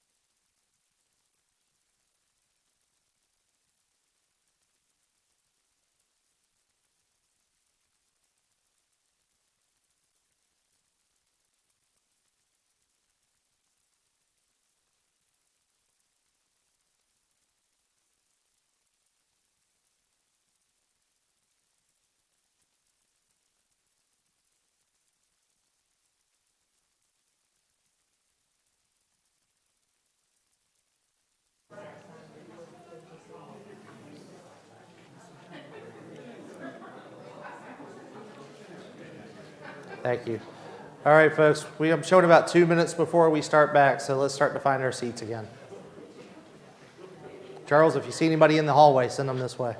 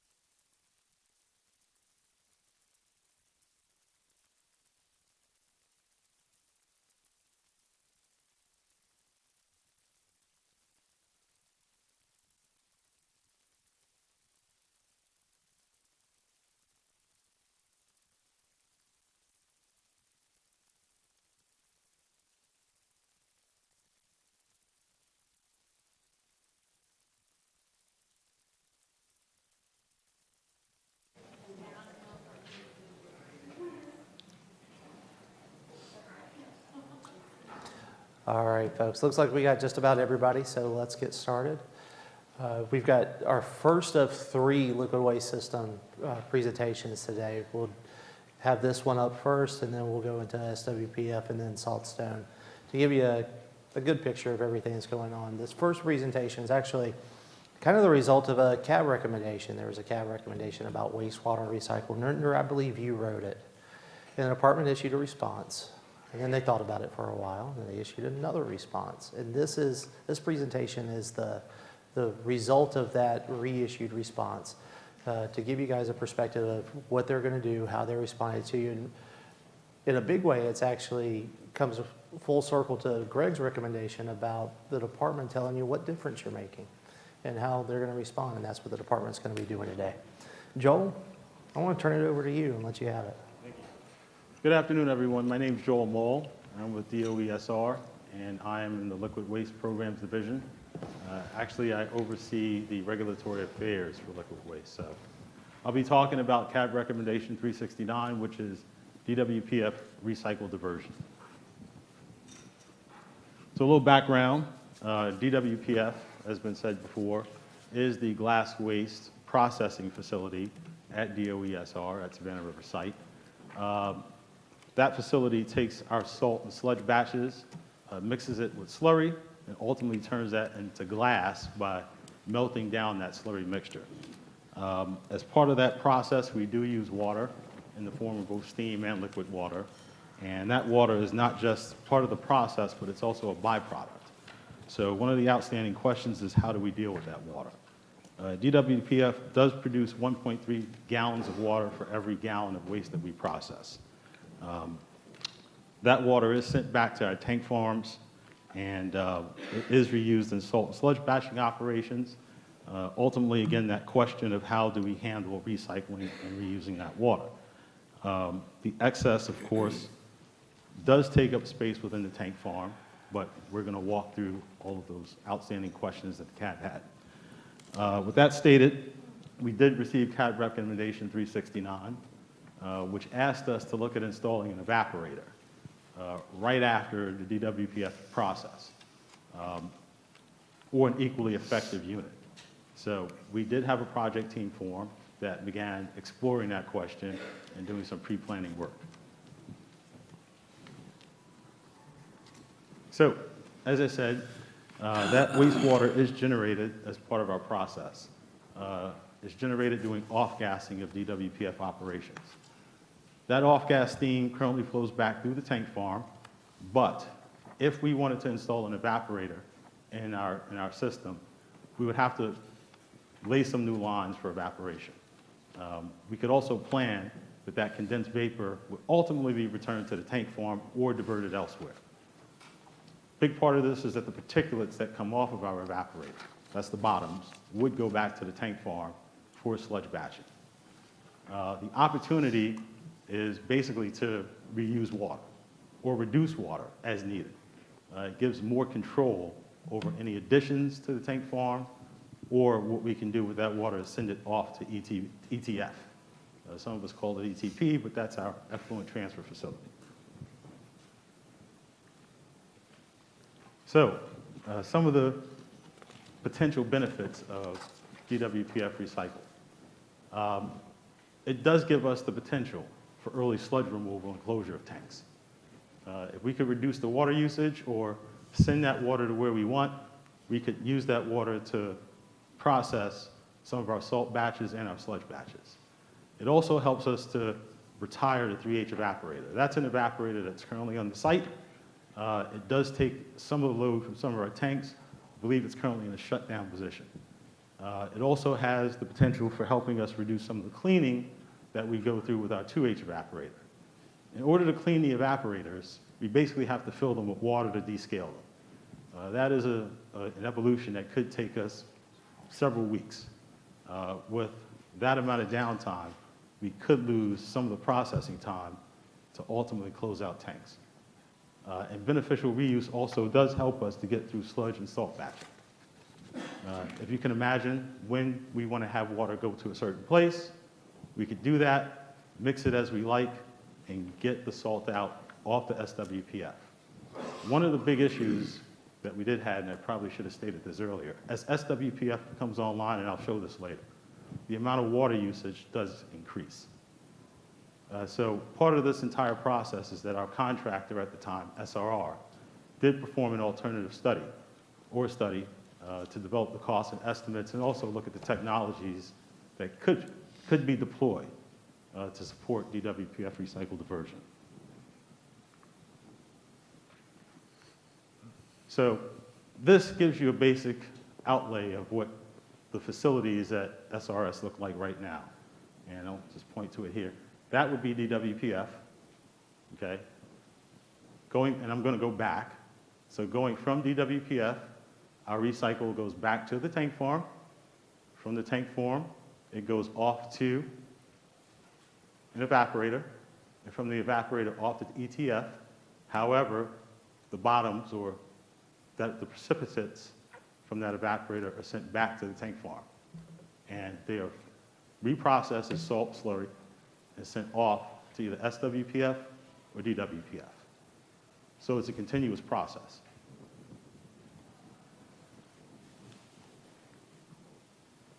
This gives you a more granular view of what the process looks like. So starting at DWPF, try to point to it.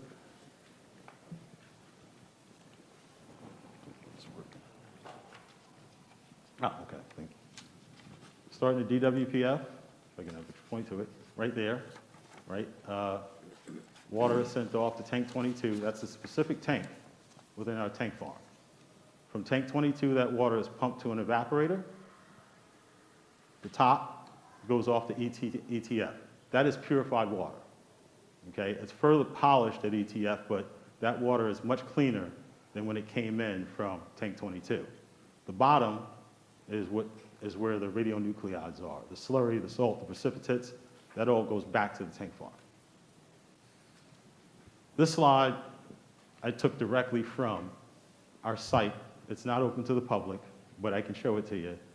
This gives you a scalar view of the actual process that we see at SRS.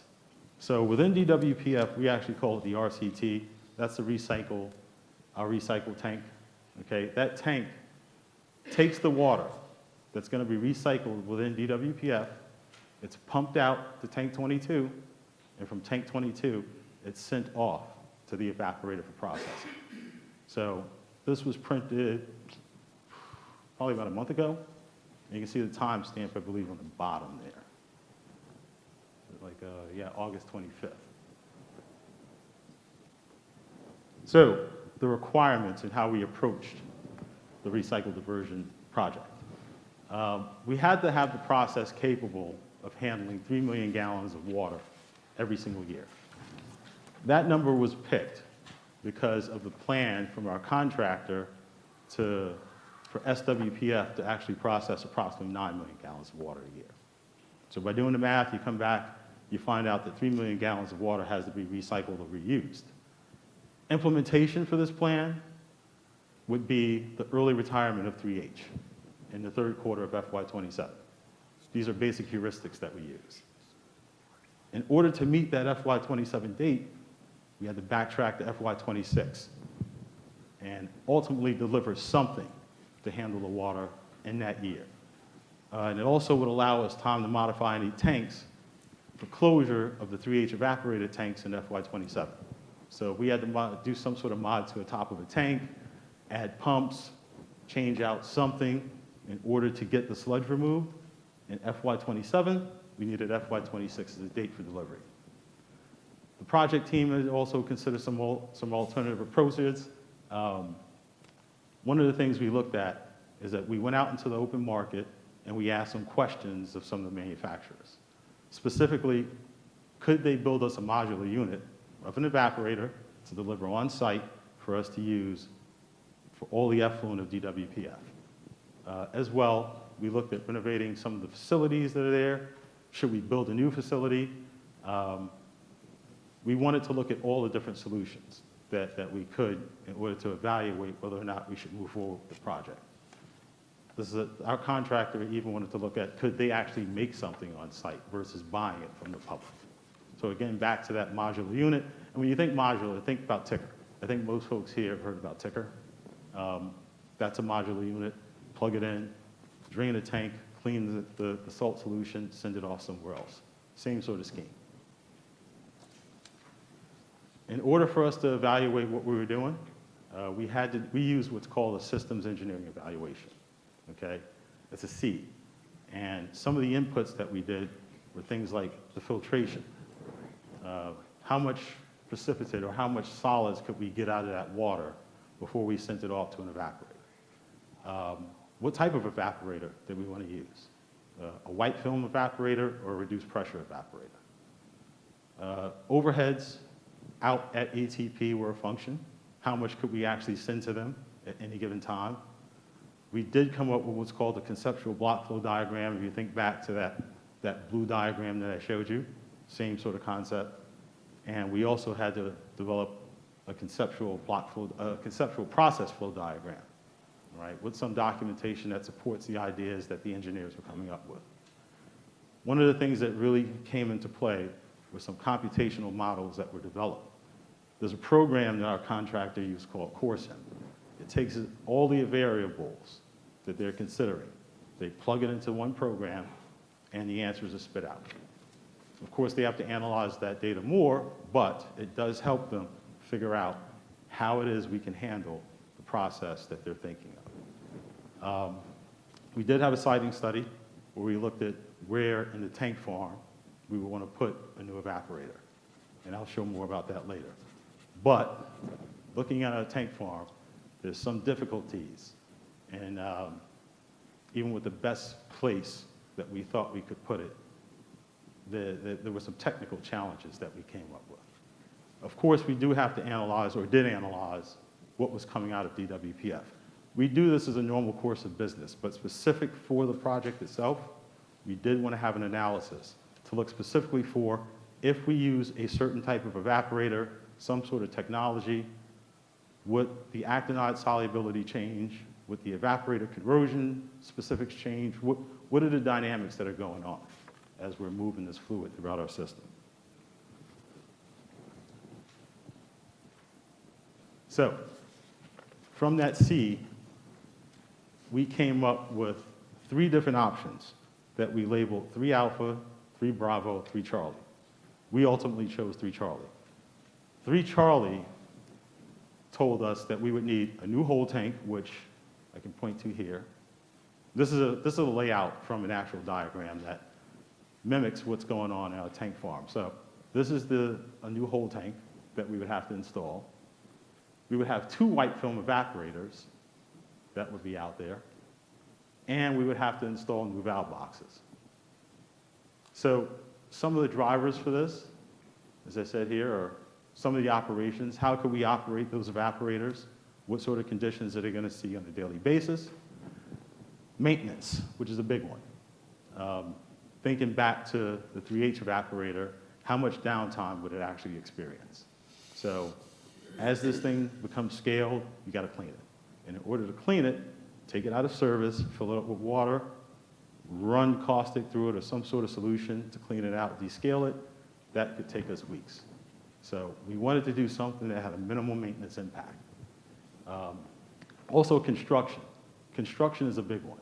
In order for us to lay this out, there would be a lot of digging involved. There would be a lot of jumpers installed. A lot of components would have to be changed. And I'll show that more on the next slide. We took into consideration safety. It's our number one concern. Any operation we do, we want to make sure that it's safe for the people, the surrounding community, of course, the environment. And we wanted to keep this at the least amount of complexity. Another big driver for this is schedule, and I will show you that later. But please keep thinking back to FY26. That's when we plan to deliver. The 3-trolley process itself, more of a granular view here. Going back again to the RCT, leading down to another tank. I'll just say tank. Another process unit. We would have to start installing jumpers. I laid out a grid map here, and if you do have the actual slides in front of you, you can see this a little better. But some of these lines here will tell you, the red and the green, these are all new lines that we would have to lay. So just to show, coming from DWPF, we would have to run new lines, essentially going to a crossflow filter here, a new crossflow filter there. That's to catch some of the precipitate material so that it doesn't foul our evaporator, and that would be forced back in to the tank farm.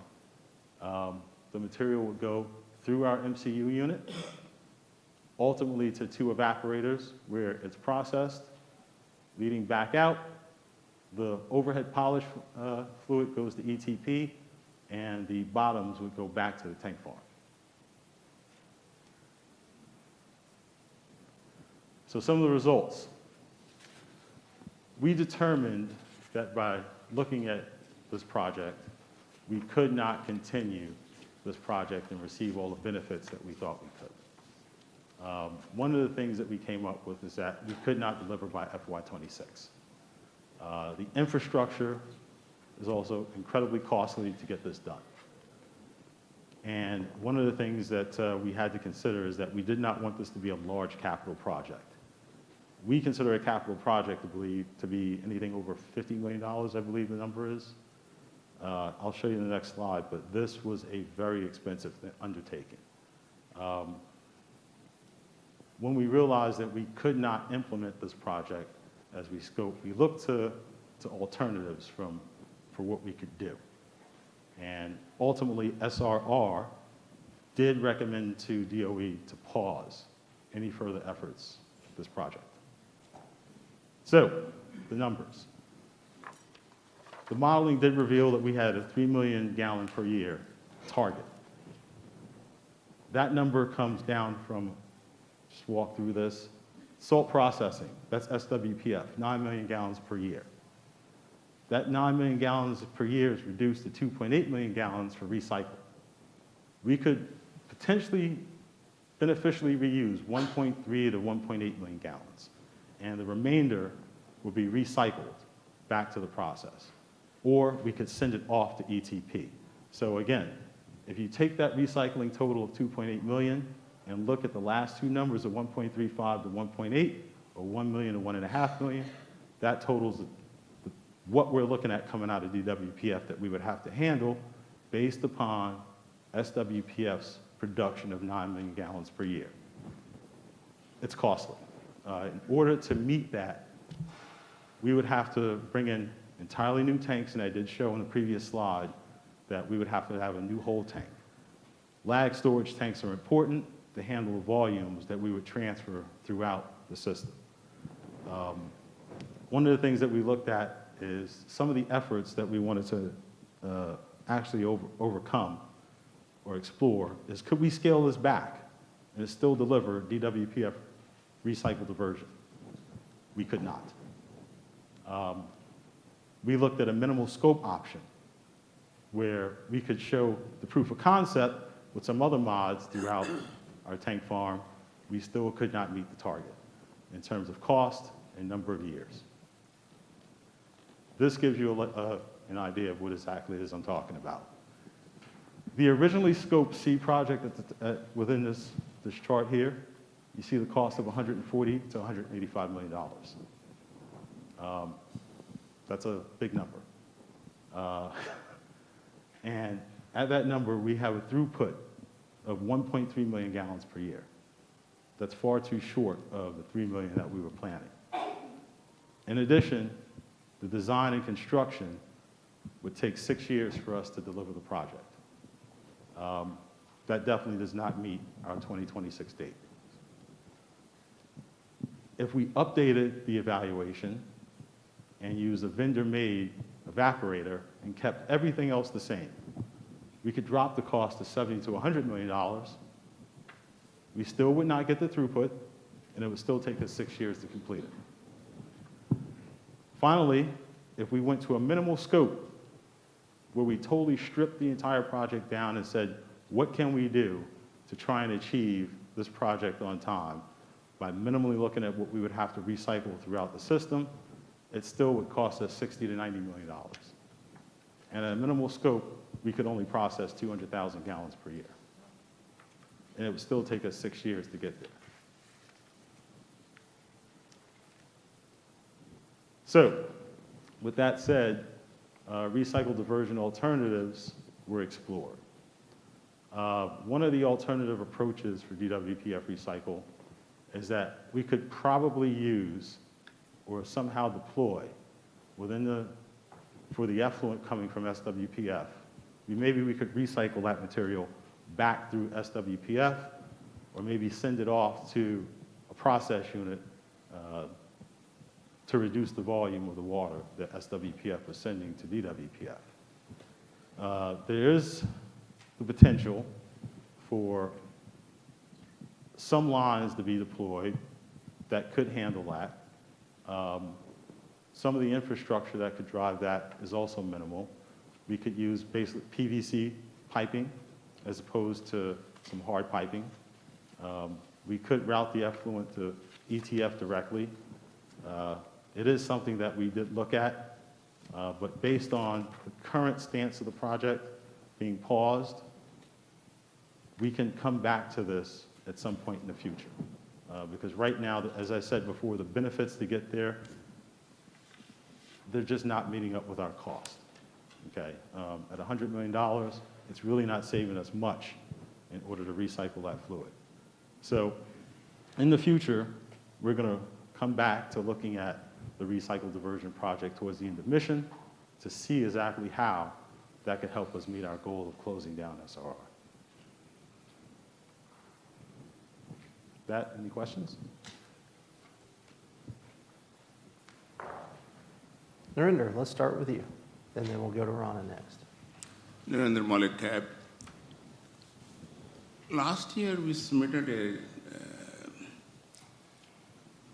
recommendation to install dedicated evaporator for DWPF, and we were told that they are looking at the technology which should be applied. But last March, I think March or April, we asked this question, and Sonny responded that we are going to need this water to be used somewhere else.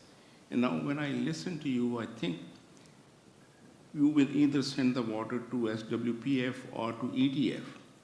And if it goes to ETF, what will be the impact on the permit? I'm sorry, what would come back? Impact on the permit, the water which goes from ETF to the pond? Well, we do have a discharge permit, but there wouldn't be any impact to our permit if we didn't recycle that material back to the tank farm. So dedicated evaporator is out of the question now? Well, for right now, I wouldn't say it's out of the question. We're going to hold off on doing anything further until the future, Thank you. based on needs. Okay, Rana, Mine is more of a comment. So. is your mic on? It's, Oh, just pull it down a little bit so that we can hear you. mine is more of a comment. You did this particular study to address a recommendation that the CAB gave you, is that correct? Correct. Okay, and from a project management perspective, you went beyond that and gave some alternatives, and none of them were viable? Not at this time. Not at this time, but the work you've done has been packaged and shelved where you can pick it back up at a later date? Yes. Okay, thank you. Any other questions or comments from around the table?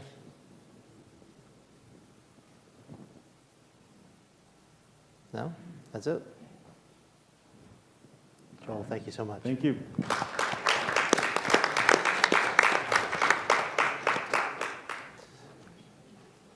Steve, if you want to come up and we'll get you mic'd up. While he's getting his mic on, Charles, yesterday you asked a series of questions, and the answer you got was, it's going to be better answered today. Today has arrived. So we're pretty confident. We're pretty confident that this next presentation is actually going to answer your questions that you had. But if not, hang on to them, because at the end of this, you can let them fly. Okay?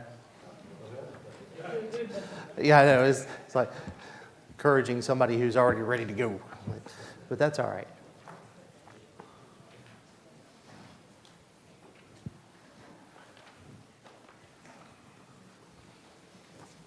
I really thought I was going to fill the time with all that, but no. All right, here we go. Forwards, backwards laser.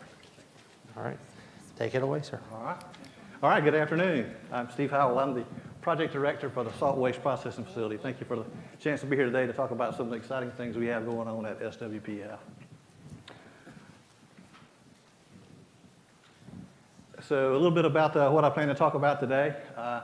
You've already heard some of this in the previous presentation, but just again, another brief overview of the liquid waste system, but more importantly, how the SWPF facility plays into that. Our purpose, kind of the timeline of our relatively new facility, a little bit about how our process operates, how we accomplish our mission, what our accomplishments and goals have been, and some of the improvement things that we have in progress or some of the near-term things we have coming up. And of course, the most important thing at the end, we'll open it up for your questions. I'll try to field your questions. So, just a general overview for the liquid waste system. I know many of you are very familiar with this, but for those who are not, a little quick overview. So, of course, our mission is to dispose of the legacy tank waste at Savannah Riverside. Currently, there are 43 active tanks, and in those 43 tanks, there are approximately 35 million gallons of waste. And that waste is in various forms, but a large portion of it is in what we call salt waste form. And so, yes, this is table salt. So if you think of table salt, it's very, very similar. It has other contaminants in it, obviously, but it has a lot of sodium, just like the table salt you probably have in your kitchen at home. And actually, this material has been dehydrated over the years. The aqueous or liquid has been removed for the most part. So the salt waste that remains, a lot of it literally is in crystal form, similar to the salt in your house, or if not, in a very thick slurry, a very dense slurry. So when you think about the consistency of what we're dealing with, think about those physical forms. So I brought my lunch, by the way, thank you. So in order to get that 35 million gallons of waste back into a suitable form for transfer out of the tanks, and secondly, to get it chemically adjusted and settled to go into our salt waste processing facility, we're going to have to rehydrate it and make some chemical adjustments.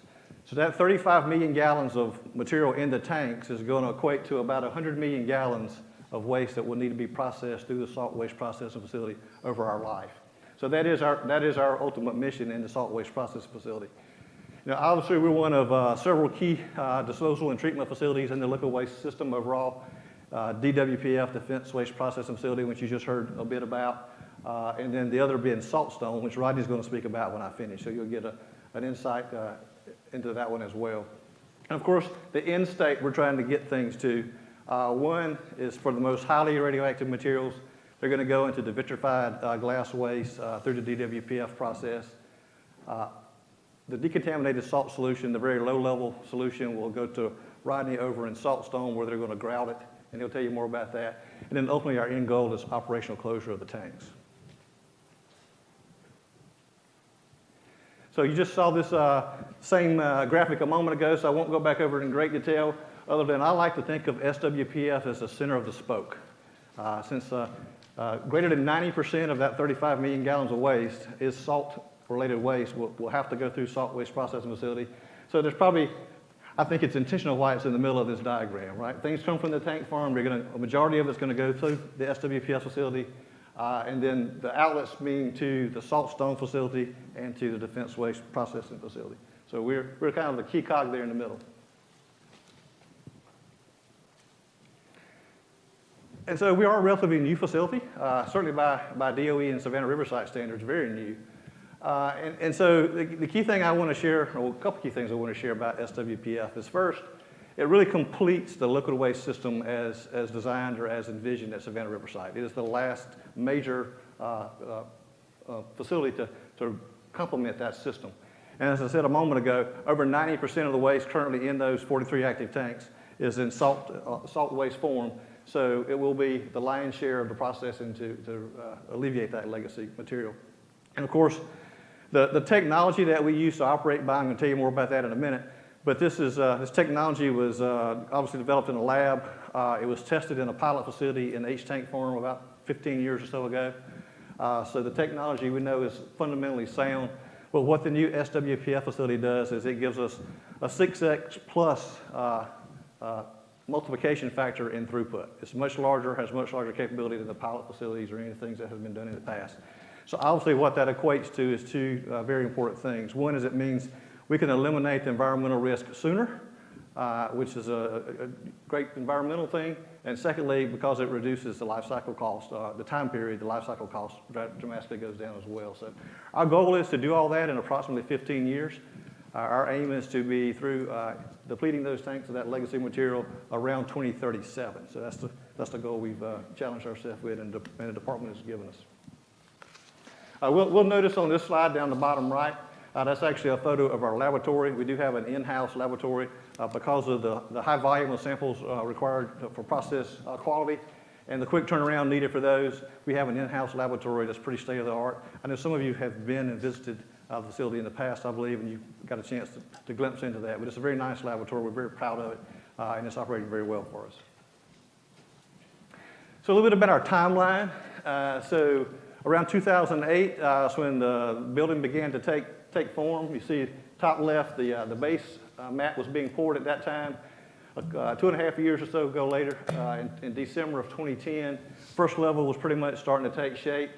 Fast forward 2 more years, the vessels are all installed and the exterior is starting to really take shape. And then in the spring, April of 2016, it was actually declared 100% physically complete. So between spring of 2016 and the next couple of years, it went through extensive testing with non-radioactive materials to validate the process, to test equipment, all the things that you would expect for a hazard category 2 rigorous nuclear facility. And actually it was commissioned for hot operations in January of 2021, so January of last year. About 19, 20 months ago, it was commissioned for hot operations. Of course, the previous contractor, their scope of work was to design, construct, and operate for 1 year the facility. And that 1 year period ended in January of this year, 22. So in January of 22, contract transition began over to SRNC, Savannah River Mission Completion, our company, and we took actual ownership of the facility at the end of March of this year. Okay, so how do we do what we do? Well, it's a very large, robust facility, but it really boils down to two processes. So I'm going to tell you a little bit about how those processes work. The first process we call the alpha strike process, or ASP.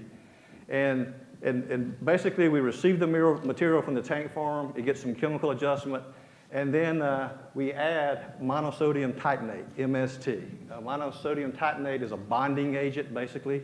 It chemically bonds with some of the material in this feed. Predominantly, it bonds with the actinides, things like strontium, plutonium. It makes a physical bond with those, and they kind of make a solid. And so then we take that material that is still in a liquid form, but it has a lot of solids in it, so it's kind of a slurry, if you will.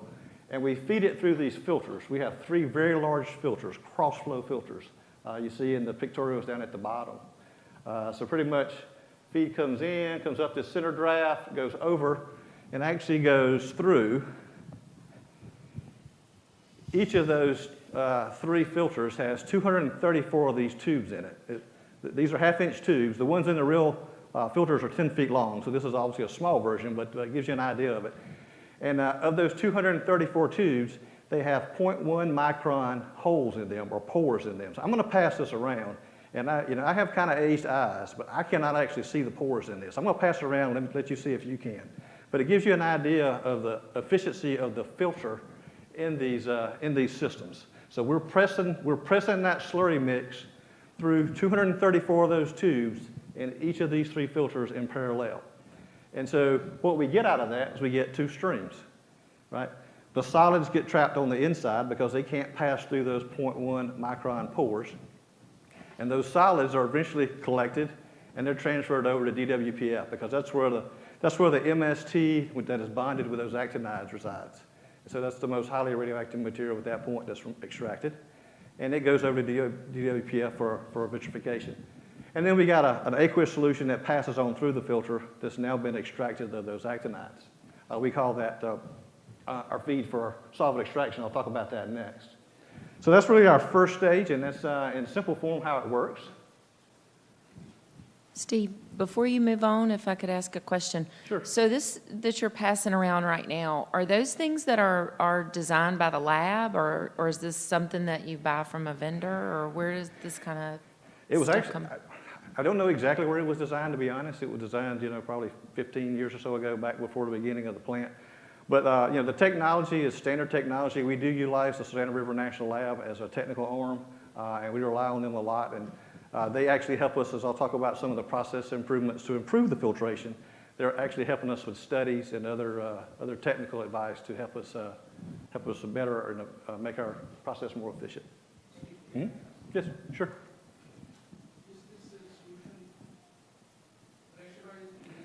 It is, yes. So basically, we have pumps that are pumping the material through there. We have back pressure valves, if you will, on the downstream side, so we can control the opening or closing of those valves. So we clamp them down to create a back pressure, which force the liquid through those 0.1 micron tubes.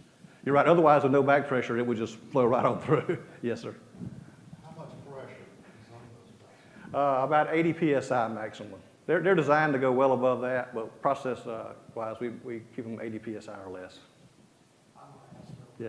I know that we kind of have a habit of asking questions. Let's make sure our microphones are on when we do that, and then we're talking to them. I know that we can hear each other in the room, but we've got online attendees, and Heather uses the recording to do the meeting minutes, and when she can't hear what you have to say, she complains to me about it and makes it a me problem. So instead of it being a me problem and a you problem, let's just keep our microphones on, and then we can all hear each other. Thank you. Thank you. Thank you. Yes, did I answer your question? So 80 psi maximum operating pressure. They're designed to a couple times greater than that. So we keep a fairly large safety margin. Okay. So that's kind of phase 1 of our process. So at this point, we remove the actinides. We have a stream going over to DWPF. We call that the MST sludge stream that includes those actinides. Then we have this clarified salt solution or clarified solution that's passed through the filters. And it moves over into the solvent extraction. Now, I think earlier in your agenda you had some presentations about the Canyon as well. Canyon uses solvent extraction. We used it, ironically, they generated the waste we're processing for the most part. We're using the same technology to clean up that waste. So actually in our SWPF facility, we have 36 of these large centrifugal contactors. And basically a centrifugal contactor consists of a couple of key parts. So down at the bottom, you have a bowl, and I know that's a hard visual to see. Hopefully you can see it better in your handout, perhaps, if you have the handout. But basically it's a bowl, if you will.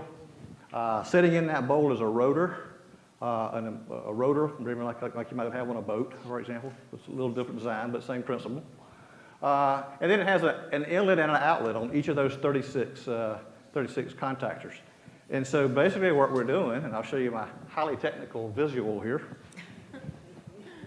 It's just like your salad dressing, right? Your oil and vinegar salad dressing, okay? I picked this up at the grocery store this morning, and I'm probably going to enjoy it with my dinner tonight.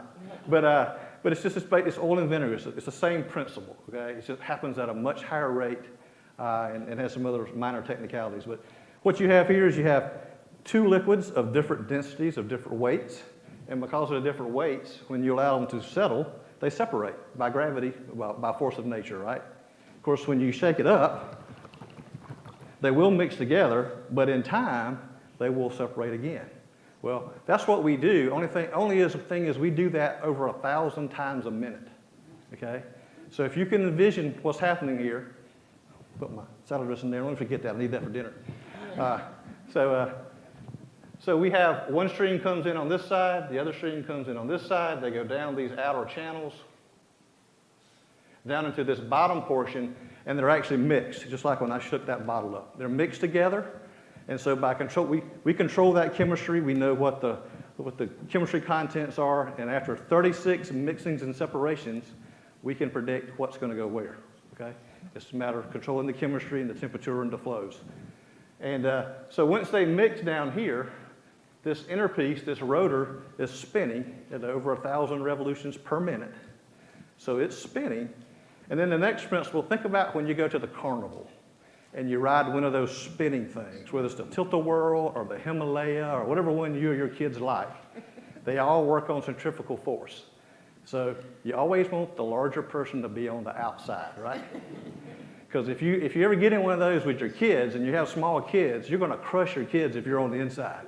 Because once you start spinning, centrifugal force is going to push you outward, and the heavier you are, the greater that force is. So you're going to squeeze your kids. So you always want the heavier person on the outside, right? Right? Okay. Same principle here. We mix those two liquids together. As they move up this rotating column, the heavier stuff is forced to the outside, and that's what you see here. You get a heavier film that generates here on the outside of that rotating bowl, and then on the inside is the lighter stuff. And so there's two exits coming out. One exit is up here on the outside, so that's where the heavier stuff comes out, and the lighter stuff comes out right here near the middle through an inner weir on the inside. Very simple principle, just like your oil and vinegar, but we just do it at a very fast pace, and through that 36 times of mixing and extracting, we can predict and separate desirably what we want to separate. So the outcome of that 36 centrifugal contactor process is we end up with one stream where we strip out the cesium. So the cesium is the remaining highly radioactive contaminant in the waste at this point. Remember, over in ASP, the actinides have already been removed. Now we're left with cesium in the stream, and this process extracts the cesium. So we have one stream that comes out with cesium in it, and we send that stream over to DWPF to go into the glass vitrification. The stream that's left is aqueous that's very, very decontaminated at that point, very, very decontaminated down to very low levels. And that solution makes its way, currently goes back through the tank farm, but eventually over to Rodney and Saltstone, where he grouts it, and he'll tell you all about that later. So that's the very low level material. So that's our two key processes, and they're based on fundamental physics, as I just showed you, things that you have around your house, but it just does it at a much faster and a little more complex pace and by controlling chemistry. Okay, so that's our process. So what have we done? I told you the facility went into hot commissioning in the very beginning of 2021. So we're going on 20 months of operation. We've processed, actually, as of this morning, 3.9 million gallons. This slide was made about a month ago, so it's actually gone up that much in the last several weeks. So 3.9 million gallons processed, sent hot commissioning. Now, I'm going to put that in context for you. We've done 800,000 gallons of that since mid-July, and a little less than 2.5 months. Okay, that's almost a little over 20% of that has been done in the last two and a half months out of roughly a 20-month period. So I tell you that to kind of put it in context. So, the obvious question would be, are we ramping the facility up? And to me, that's measurable evidence, yes, we are. Are we where we want to get long-term? No. And I'm going to tell you in a future slide about some of the other things we have in the queue we're working on to help us get there. But I'll tell you, that stat alone, to me, validates we're moving in the right direction. Okay, so from a contract perspective, I'm a contractor to the department, but from a contracting perspective, we're set up in task order basis. And so our current task order actually started at the end of June, and it goes through the fiscal year 23, through September 30th of next year. And so we're trying very hard to start this mission out and make a big knock in the beginning. And there's two ways to do that. One is through a lot of volume throughput. Another way to do that is through a lot of curie throughput, because depending on how much material is in the waste, the end game is to get the material out of the tanks in the tank form so it's no longer a threat to the environment. There's two ways to do that. You can do a little bit and a lot of volume, or you can do a smaller volume but do a lot of waste in each unit. And so we're trying to attack it from both phases. We're working to get the volume throughput up, as I just told you, it is up. And secondly, we're building our salt batches, we're loading them up with curies, higher than they have been in the past. So each gallon we process, in effect, is taking quite a bit more of material out of those tanks as a threat to the environment. So we're attacking it from both angles. And so, ultimately our goal is to get 6 million plus gallons per year, and we believe that's achievable. And I'll tell you a little bit about that on the future slides. Okay. So I told you earlier that the previous contractor, their mission was to design it, construct it, operate it for 1 year, and that's where we picked it up. So we picked up a plant. There is a year or so of operating experience now, lessons learned, and so with any plant of this magnitude, we've got the benefit of those lessons learned, and our job is to tweak those to improve the process and get it up to full capacity and stable for the life of the mission. We got a very good team, a great team of people over at SWPF. Since I moved there in February, actually, been just extremely impressed with the team there, their commitment, their knowledge, their skill. Very successful as we have, validate that as well. I've been at the site going on 35 years, and it's as good a team as I work with anywhere, or better. And so I'm very excited to be there. But over that 1 year of operation, we've learned a couple things. So I want to kind of turn the discussion to talk about that. So the two key things we have learned, first is that ASP filtration, wherever my little device is, yes. Pushing the material through that 0.1 micron pore right now is the limiting factor to throughput through the facility. So we've got to improve that process so we can get it through that filter faster. Right now, that's our limiting factor. The other thing we have learned is that we have had some solids through various parts of the facility, through the process, that have caused us some equipment fouling, and we've had to stop and do flushes and other things to address that. So we want to improve that as well. But those are the two key things that were learned during that 1 year of startup operation that we know we have to address to get us where we want to be long term. So I want to talk, in the few minutes I have remaining here, I want to talk about at least 3 of those near-term things that we're working on and tell you about them. Okay? All right. But before I jump into the process things, I couldn't resist. I wanted to throw in one safety and stewardship thing. So safety is first in everything we do, and so that's the way I think. And so I want to share with you 2 things we've been able to do in the last couple of months that are really, they may not show up on the process flow sheet, but they're really good improvements for the facility and the liquid waste and the government and everything as a whole. So the first is, a couple of our key pieces of equipment are those centrifugal contactors, and those, like any mechanical piece of equipment, occasionally they need work. They have bearings, they have motors, they have electrical components. Occasionally they're going to need repair. And so the SWPF facility did have a shop that was designed to do that. However, as of a couple months ago, it had never had a contaminated contactor in there, so it was still clean. So we said, why do we want to contaminate it, right? Let's don't do that. Let's see if we can't find somewhere else to do this work. We got lots of other contaminated places on the site. Let's see if we can't find another place to do that, keep our space clean. So we were able to do that, actually working with another facility within liquid waste. Another one of the great things about one contractor in liquid waste, that made that very easy. Didn't have to go across contract lines. So we talked with our counterparts over at the 299H facility, which is a contaminated maintenance facility. And sure enough, we've been able to work out, and I think we rebuilt 4 or 5 contactors there now in the last couple of months. So the beauty of that is we'll never contaminate our space. That's one less space one day we got to clean up, and it makes a better working environment for our people. The second one is these manipulators. And so in that laboratory I told you about earlier, we have 4 of these shielded cells. So what you're looking at here is a shielded piece of glass, and behind that there's process activities going on. And we use these manipulator arms right here. That's one installed, it goes through the wall. Here's one that's just been removed from that hole right there. You see that yellow plastic is covering the hole where that one was just pulled out. And it's the plastic sleeving you see on this end is the working end that would be behind that wall in the cell. So same thing. What had previously been done or set up was actually a temporary containment within the SWPF facility to do these repairs. And again, just like all mechanical equipment, they periodically need work. And so again, we asked, is there another better place we can do this? And so actually the DWPF facility already has a manipulator shop.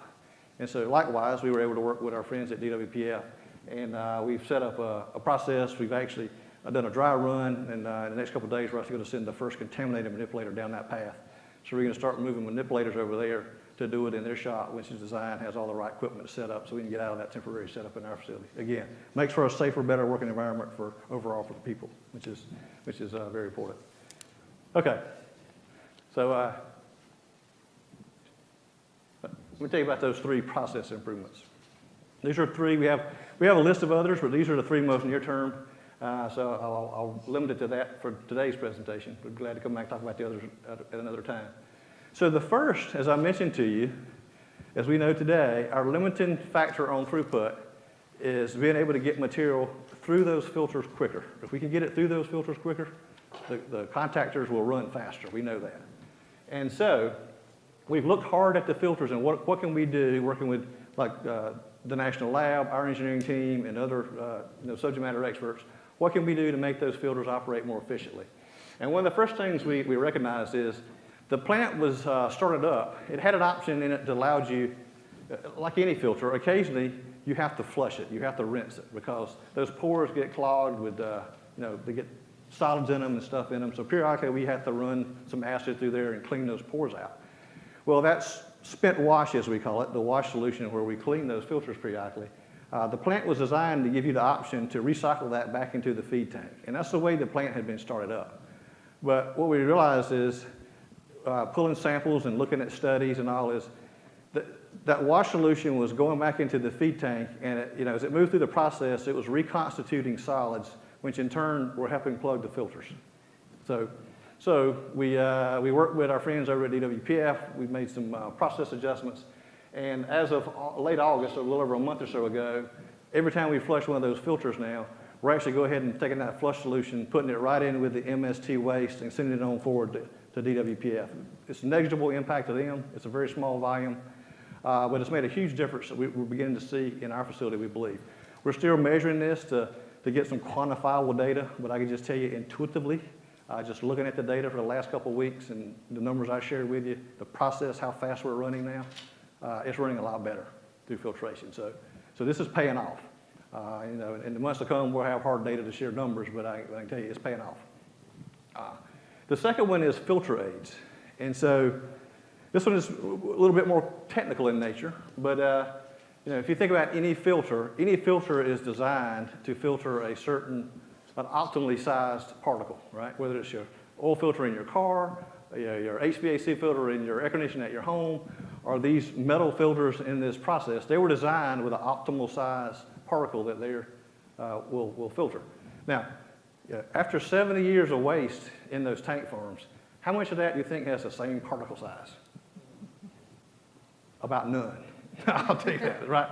Every batch varies a little bit, almost. And so what we want to do is shift that particle size as close as we can for every batch to that optimum size particle. And so we've studied it a little bit. Our technical folks have studied it a lot. And they've identified an additive we can put in, and we're going to test this one here in a couple weeks. We have not field tested this one yet, but again, at the lab level and the theory level, it works. We're going to test it in the plant here in a couple weeks. But by injecting this additive in there, it will help the solids be closer to that optimal size for 0.1 micron holes. So again, we believe, based on theory, that should make the filters operate better. Another thing that'll help get throughput through there. And then lastly, the monosodium titanate. Remember, that's the chemical, the bonding agent that we add very early on in the process to bond with the actinides. As we always do in the nuclear industry, we always want to start out very much on the conservative end with lots of safety margin. So we've done that now, and we've got, going on 2 years almost of data that shows how well that MST has operated. And so we have enough data to justify we can turn it back a little bit and still be more than safe, have more than effective bonding and get the end result we want. But the less MST you have in there, the less solids we should generate. Because remember, the MST, when it bonds, it makes a solid. And so the more solids you have, the harder it is to push it through those filters. So proportionally, as we reduce that MST, still getting the same process effect, but we won't have excess solids in there. So again, intuitively, that should make the filtration go faster. So that's 3 of the things we're working on today. Like I say, the first one we just implemented a few weeks ago, and we're still taking measurements on a report on that, but I can tell you it's working. And these other 2, we have high confidence that these are going to make step changes too in our ability to process material through these filters. Okay. So, in summary, having the SWPF up and operating now, it really completes the liquid waste system at Savannah River Site. While there's fine-tuning and things to be done, the major blocks are there now, and so we're moving forward with that. We've been through successful contract transition. That went very seamless, very smooth transition with people and processes. We're working through some of the details of administrative procedures and things, but we've got a process for that, and all that's going well overall.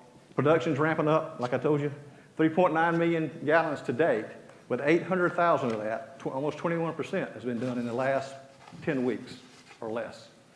So, things are looking up as far as production goes. And then, of course, based on the lessons learned from processing to date, we've got the list of things I just shared with you, and we've got, 2 or 3 times that many, actually, that we're working with the technical community on, and we're testing and doing lab work on and all that we plan to deploy as we go forward. But we believe these 3 alone are going to make huge step changes. So that's kind of where we are in summary.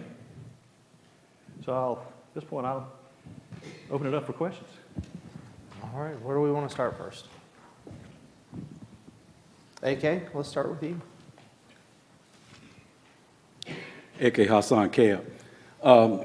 You mentioned that the current pressures with the rod, I don't know if that's the proper name or not, with the item that you passed around. Yes, sir. The PSI was like 80. Correct.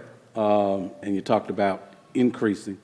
What do you project, based on your study, that the maximum PSI could be in terms of tolerance? And then in relationship to that, in your increased production, where would that PSI be? Well, right now, we're not focusing at all on increasing the pressure. Okay.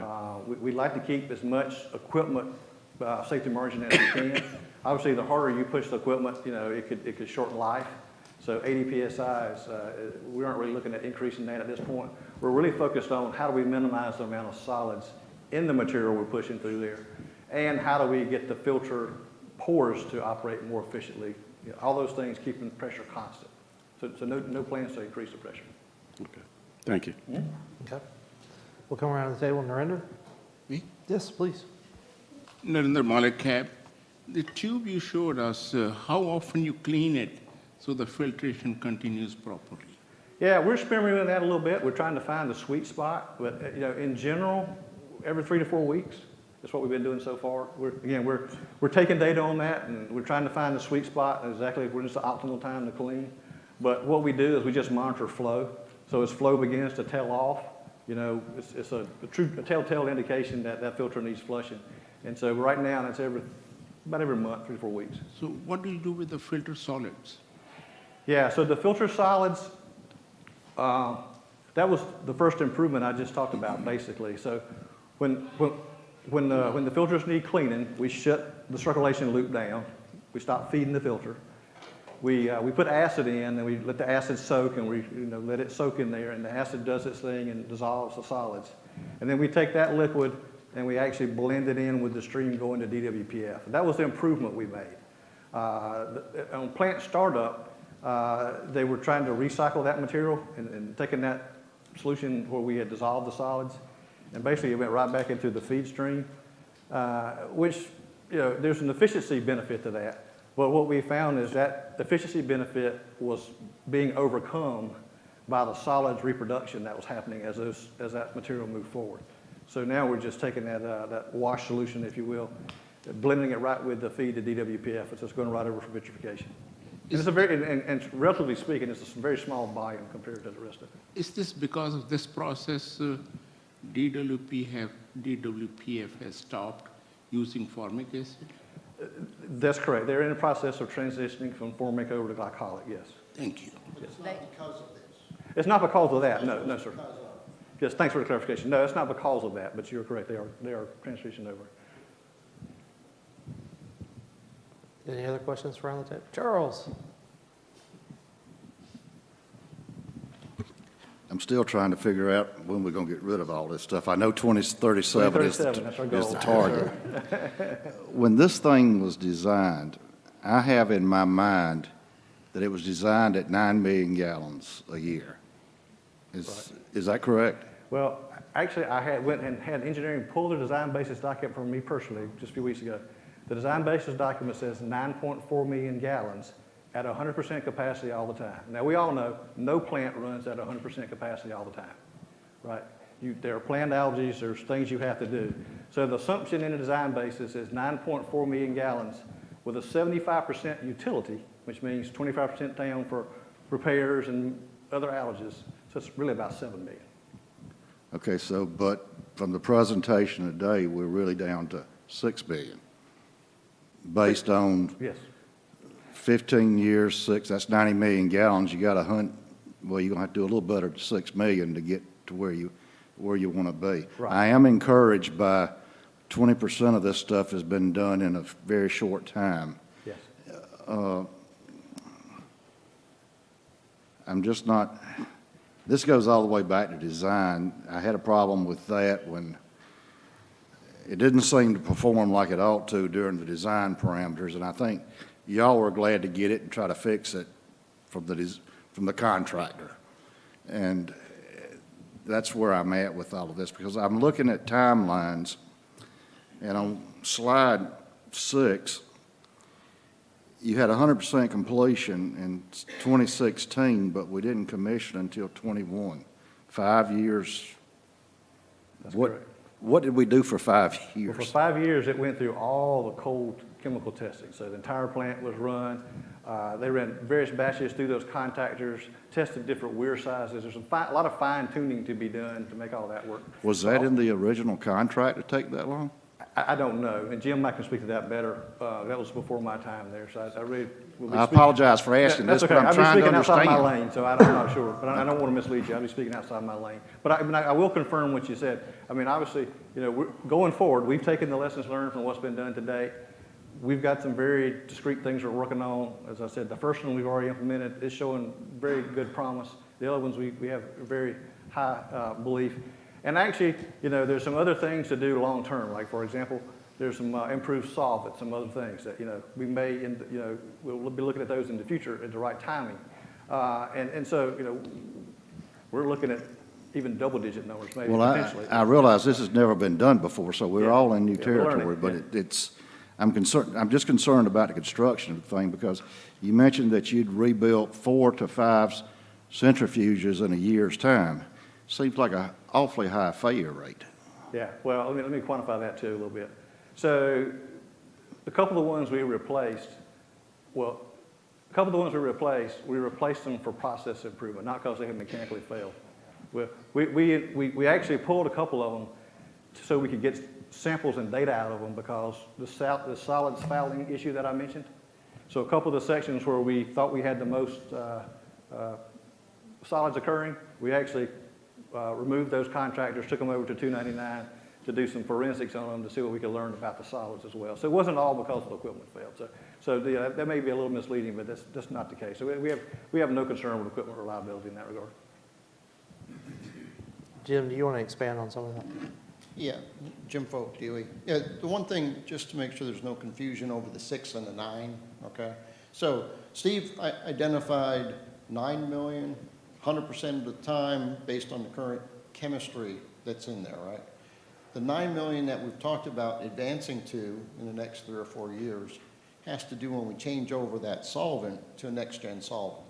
And so basically what it does is, it's not necessarily that the process runs that much faster, but what it allows is more waste per time of processing with the next-gen solvent. So that's what will get us the jump from nominally the 6 million gallons we've been talking about up to that 9 million. When we change the chemistry, we're talking about that in the 25-ish 25, kind of 26, time yeah. frame. Right. So that's the 9 million you've heard, and that's why when you do your math of 100 divided by 6 is 15 years, no, we intend to be done in about 10 years when we make that jump up to the 9 million gallons, Correct. okay? The other thing, since I got the mic, that I'd compliment these guys on, you know, Steve has talked about the tech side of things, right? Kind of, here's how we make the individual improvements. The other area that, and this was just demonstrated last month, is in availability, right? So you want your plant not only to run when it's up, but to minimize the downtime. So we had a component, I'm talking about the coalescer, that failed. And this component had failed about a year and a half ago, probably with the previous contractor. We were down for almost 4 months dealing with how do we fix it, how do we address it, how do we do all this. These guys saw that this component was beginning to show signs of failure. Again, lessons learned from the previous activity. They had everything staged, everything ready, and it was what, about 6 or 7 About 6 days? days, 6 days. To actually do that transfer. So, you know, that's the other part we're learning. Not only are we learning the tech side, but also just how does this thing behave? And what are the indicators of failure? And I think that was a classic where we really avoided, you know, a significant down period. They were down, and a week later, back up and running. So that's the other part I just wanted to point out. Thank you, Jim. All right. Any other questions, comments from around the table? Seeing none. Steve, thank you so much. Thank you. Thank you all. Thank you for your time.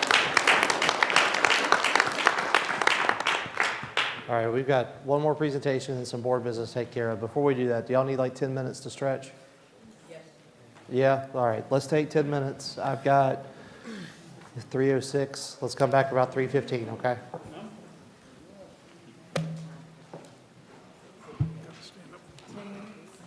Ten minutes.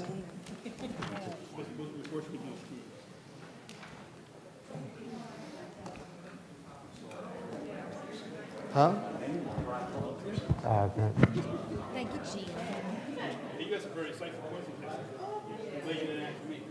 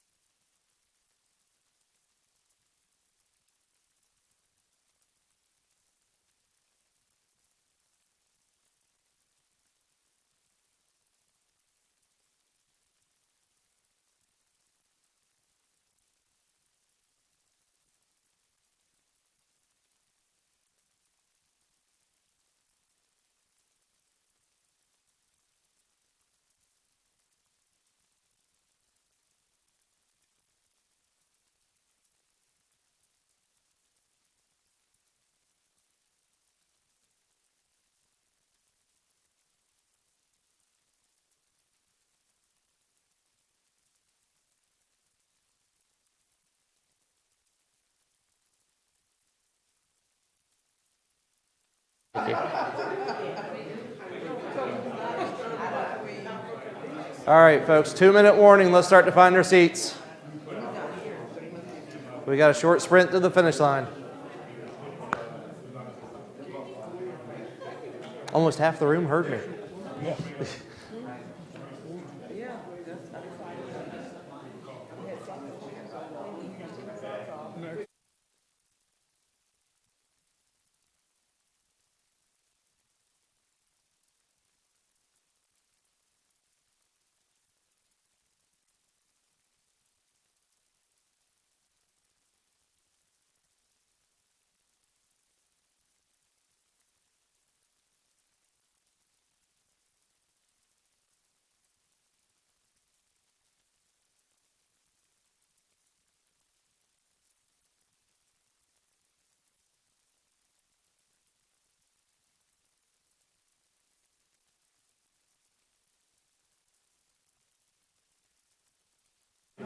And I'm sitting there thinking,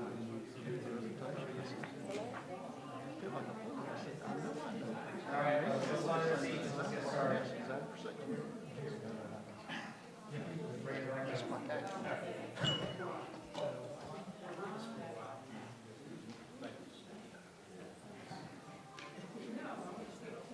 So before we get going, real quick announcement.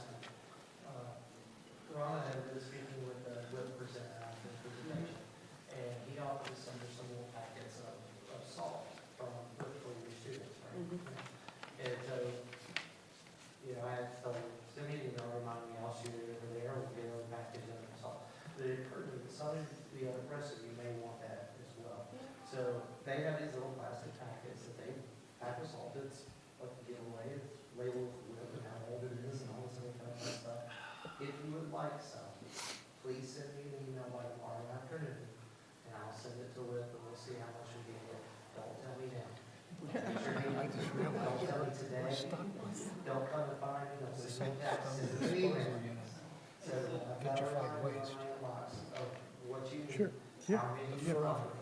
Well, no, it was intended to go to Yucca Mountain. Right, but it's, Everybody we're here. stuck with that. That's Remember, somebody All right. decides they'll take Up next, this is our last presentation for the day. This is on the salt So we're disposal not gonna get rid units. of that. Right. I'll let you pick it. But someday, it will all be inert and decayed.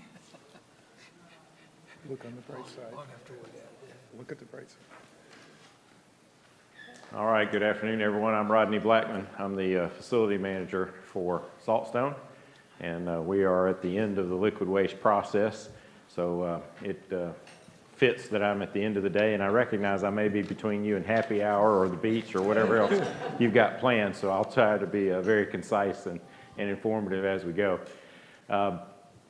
Taking a look for our agenda, I'm going to talk to you about Saltstone, our overall mission, a little bit about our process, how we make things work, what we do as a part of our facility, and then I'll talk to you a little bit about the improvements that have been made and have now been tested out over the first full year, and then the ongoing operational time that SWPF has been in play.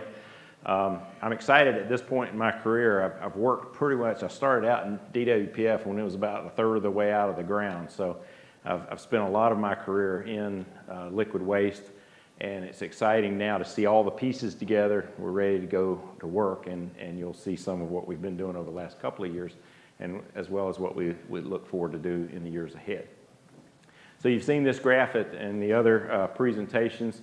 So here's SWPF. This is the facility that I have, Saltstone. So Saltstone production facility is here, and then our output goes out to the SDUs, the Saltstone disposal units. And so that's how we fit into the overall liquid waste system. And ours, of course, is the low-level material that we put into grout form. Our mission is really very simple. It's to immobilize the decontaminated salt solution that comes out of SWPF, and we put it into a grout form. So SWPF basically feeds us. Right now that goes via tank 50 in the tank farms. We're looking at, in the near future, a direct tie from the two facilities, always keeping tank 50 as an opportunity to gives us operational flexibility.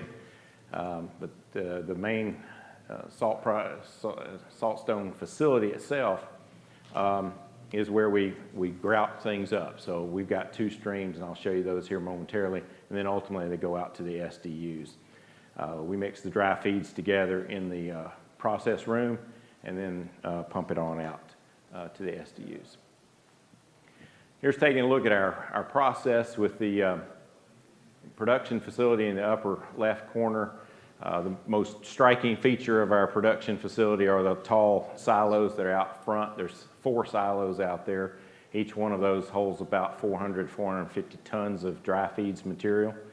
And so we basically have 2 inputs to our process. We have the dry feeds input that comes in on trucks, goes up in those silos, and then gravity feeds down with help from air compression to transport it. And then we have our liquid system that comes in directly from tank 50 at this point. And as I said, eventually it'll come from SWPF directly. Taking a look inside our process room. So in this building here, in the center of that building, all of these pictures are taken in our process room. So the mixer itself, when we bring the dry feeds in, the mixer comes in, it's basically this square box here. And there's 2 pipes. There's the closest pipe here is where the liquid drops in. Further to the back is where the dry feeds come in. So the dry feeds come in, they drop into the mixer. The liquid then drops in on top of that. The mixer itself has augers that are bringing the material to this output point. And in there is where the mixing takes place. And you've all seen the cement trucks that work construction sites. The idea they've got material in there. Once we get it into a grout form where the liquid and the dry feeds are together, we've got the same issue. You want to keep it moving. You don't want to let it stop. You got to either keep it moving or you got to flush it out. So that mixer is very important to us. It comes out to this end and basically drops down into this hopper. That is about a 300-gallon hopper. It has an agitator in the bottom, again, to keep it moving. And then from that hopper, we feed down to the grout pump itself. And so these 2 red cylinder looking devices, those are the heads of our grout pump. It's important for our process that this particular pump has hoses around the circle area of those heads. And the hoses are about 3 inches in diameter with a 1/2 inch wall thickness to them. And then there's a shoe that fits up against it and presses it out. It's a peristaltic pump. It actually, if you think of a tube of toothpaste and just squeezing that toothpaste out, that's essentially what's happening inside of that pump. And that's how it gets its motive force then to push the grout on to the SDUs. All right? So that's kind of an overview of the process. A little bit about the facility itself. We came online in 1990, been processing various streams. To this point, we've processed about 23 million gallons of DSS. And just to give you a kind of a flavor of the last few years, in just a moment I'll show you our production and the impact the SWPF has had. So in 2019 was our last year before we began to get material from SWPF. We did a little less than 1 million gallons in that year, so 734,000 gallons. Then in 2020, we actually had our tie-ins, and so during that year, the tie-ins from SWPF were completed, as well as a lot of upgrades for our facility. So our facility, if it started in 1990, we've got roughly 30 years of work that facility's had, and so there was a lot of places for us to get some upgrades, and basically we did that throughout 2020. 2021 was the first year of SWPF and their first year run, and we did about 3.1 million gallons that came to us for processing. And then for this year, we had an outage earlier in the spring and summer, and as of this morning, we're about 2.8 million gallons for this year. So you can see that we're moving right along here. This is a visual representation of those numbers, just the last few years, and if you just kind of follow, this was kind of the ramp we were on relative to the time before SWPF comes on, And then we go up significantly here, and as we've talked about, it's going to go even straighter up as we begin to produce more on an annual basis. All right. So let's talk about our operational focus for us every day. I was telling Jim just a little bit during the break. It's you know, every morning I get up and I want to know what's in tank 50 and how fast is SWPF running, because we want to stay in front of them and out of their way. And so that's our mission. Our focus then is we've done the process improvements to date. We have a contingent equipment process that we use today. And then we have the ability through our shift staffing capabilities, we can actually increase the throughput overall of the facility. Today, Saltstone runs 7 days a week, just a day shift only. So we don't work nights at this point, but we have that opportunity. We can do that when the time comes and we need to do that. So I'll take just a minute to go through some of our process improvements, and I'll come back and talk with you about our contingent equipment process as we go forward. So one of those process improvements has to do with this silo and the dry feeds. So obviously when you're bringing a lot more throughput to the facility, we're consuming a lot more of the dry feeds. The dry feeds comes to us via truck. These silos had been in place for that 30 years or so, and we had only one time way back we had replaced in the bottom of these silos, there's a cone that has a membrane in it. And the idea of the membrane is it allows air to fluff up the material when you're getting ready to open the valves and process it. So over the years, there were a lot of historical problems with that ability to get material even out of the silos. So we put in a fresh membrane in 2020. We brought in brand new air compressors, much larger in size, much larger in capacity, which what that does for us, it actually turned it out so that we could unload more than one truck at a time, 1 or 2 trucks at a time. We now unload 3 trucks simultaneously, and while we're doing that, we have enough air pressure to send the material along this line, which takes the material into the process room. The last thing we did then was the air system in its original design had some places where it was choked down. We got rid of those choke points to the air, and that gave greater throughput for our dry feed system. Also, looking at a dry feed side, with a lot of work by SRNL and others, we were able to change the recipe. So in 2021, we were able to change the recipe. The old recipe is down here at the bottom, and it's basically represented at your silos then. The old recipe was slag, fly ash, and cement, and we were 45%, 45%, and 10% in our recipe. And by testing, we were able to determine that slag and fly ash alone could give us the same consistency for our grout, the same long-term ability of the grout to perform. And so we were able to eliminate cement, and as soon as we did that, then that opened us up. In the old regimen, we would keep one silo for a spare. So if I had to go work on one of these silos that had the 3 components in it, I would take that one down, I'd put that element over here to work, and then I was having to run all that down, clean it all out, and so forth. Today, we've got 2 silos dedicated to each of the 2 elements, and that gives us a lot more operational flexibility going forward. The last improvement that I'll talk about is our shock, our Saltstone hopper overflow container. This is in the process room, so basically in the center of our process room. An operational upset for us would be if our grout pump, those hoses I was talking about, those hoses rupture, then the grout material that's in the hopper and so forth would be in that pump, and then it would eventually come out and it would go to this container, which would then, because of the amount of flushing that we would need to do, would eventually overflow, go to basically a ditch in the side of the process room and back to the front end of the salt feed tank. That was the way it was designed.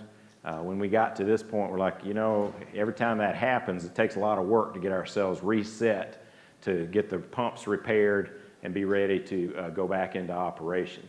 So what we did was we added a whole host of pumps, valves, and control systems that now when that event occurs, or should it occur, we in essence have a second pump in parallel to that first one. And so if the first pump fails, in essence, we got that second pump, we can then continue to drain out this shock tank and send that material onto the SDUs where it needs to go anyway.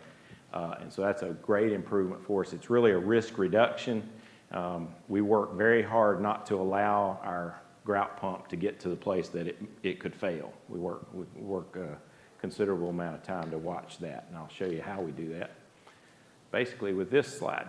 So everything in the previous 3 slides has been about the work that we did to get ready for SWPF and being able to stay in front of SWPF.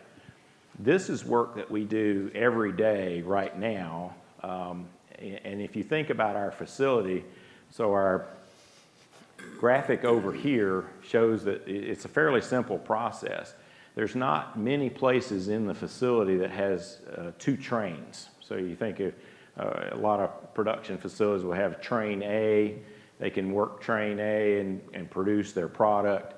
Train B, then they could go to train B, continue to produce their product while they go back and do repairs on train A. We don't have that in Saltstone other than that issue with the grout pump I just described. So as a result of that, we have to be very focused on if a component fails, we need to be able to change it out quickly.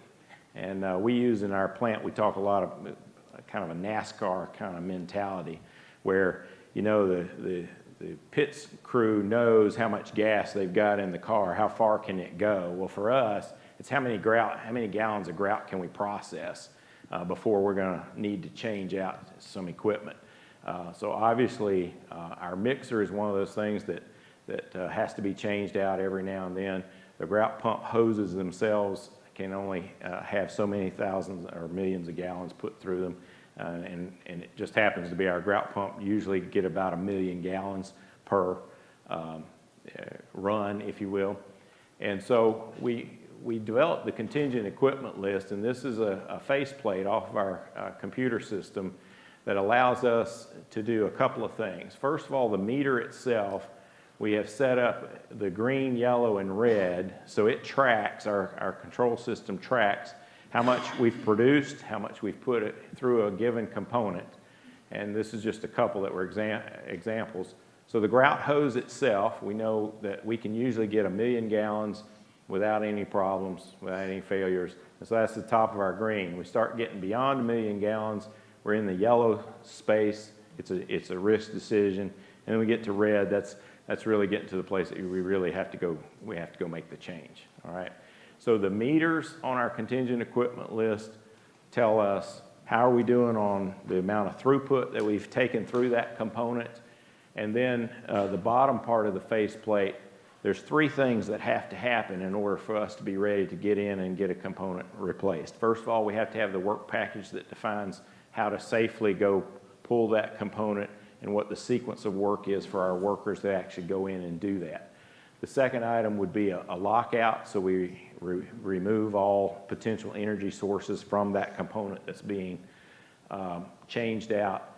And then finally, when they're in there working on it, they have to have their parts. So the MSR is the process for making sure that we have the parts. So we work really hard to make sure all 3 of those things are green, ready to go. So if we have a component failure, we can immediately go right in and get to work. Also, the meters themselves tell us as we have routine outages that are planned, we can watch those meters and know, okay, the next outage, we need to go ahead and make a change on a given component that may be reaching the end of its normal wear. So that's a system that's going on presently. Now I'm going to shift a little bit, go over to the SDUs, talk to you about the SDUs themselves. And there's three SDUs that are currently in service. All of them are the round SDUs. The SDU3 are the smaller units, roughly 2.5 to 3 million gallons a piece in the cells there. And so the capacity of that smaller unit is about 5.6 million gallons. We are actually processing to this SDU right now, and we have been over the last several months during that ramp up for SWPF, what they were talking about. That is material that we wanted to get into SDU3. The other two that are in service is SDU6, which was our first mega unit, and then SDU7 is in service. All the remainder of the SDUs, 8 through 12, those are all in various stages of construction. Construction is going very well on those projects. I'm going to show you a little bit of status. And since these pictures were taken 6 to 8 weeks ago, they've all changed, but I'll talk you through those a bit. So SDU8 is the one that's furthest along in its construction, and essentially the material for the top of the roof is done. They're getting ready. Inside the SDU, they have the leak tightness liner system is in place. They'll get ready for a leak tightness test where they'll fill it with water here in the very near future. So SDU8 is the furthest one along. It'll be the next one that we put into service probably next spring sometime. And then SDU9, again, this picture is a little bit dated. That this SDU9 is starting to look like 8. The roof is basically done, and they're moving to the interior to be working on SDU9. And then the other three, SDU 10 through 12, they're in site prep work at this point. Obviously, they have to be built and put into service as we continue to move forward with our processing.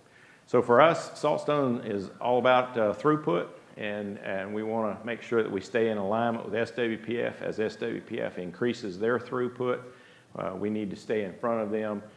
We have our the systems that we've put in place thus far, the improvements that we've made, and then we do still have the flexible staffing capability that we can go to a 24-hour-a-day operation when that time comes.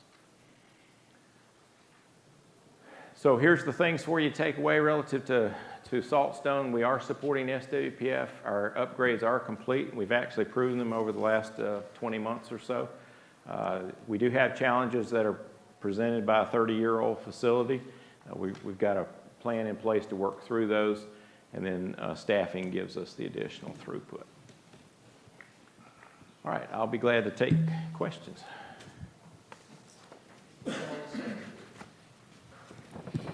Good afternoon, Michelle Bush, CAB. Back on slide 12, and I was looking at the picture, and I had seen the truck before, and something popped into my mind, and perhaps you explained it, and I was blinking at that moment, and I missed it. Okay. You have the flash and slag in the truck. Where's that truck coming from with that? Yeah, so the fly ash and slag typically comes to us from Jacksonville, Florida. The fly ash is usually closer, so it can be coming from in the Charleston area or in the Atlanta area. But Jacksonville is the most, is the furthest spot apart for where the trucks come from. Thank you. Okay. Narendra Bala, CAB. You said there is only one shift every day. Yes. When the shift ends, do you flush the lines so that it's not crowded inside? Correct. Yeah, we flush at the end of every day. So every morning we have a startup period. It takes about an hour and a half to get us up and running on that in the startup. There's about another hour and a half at the end of the day to flush everything out. But yes, we flush. Actually, while we're processing, about every 45 minutes, there's a flushing operation as part of normal operations as well. Yeah. Since we are sending extra water in the storage tank, yeah. After the cementation settles, there is some water in the Yes. floating on the top of that. Yes, there is. How do you take that water out? Yeah, so in the SDU, and I didn't talk about this line earlier, But anytime you pour grout, as it sits there and as it begins to harden, that water moves to the top, right? So that's drain water, and there's a process where internal to the SDUs, that drain water routes down to a well that has pumps, and we pump that back into our SSRTs, our front-end tanks, comes back there. Thank you. Uh-huh.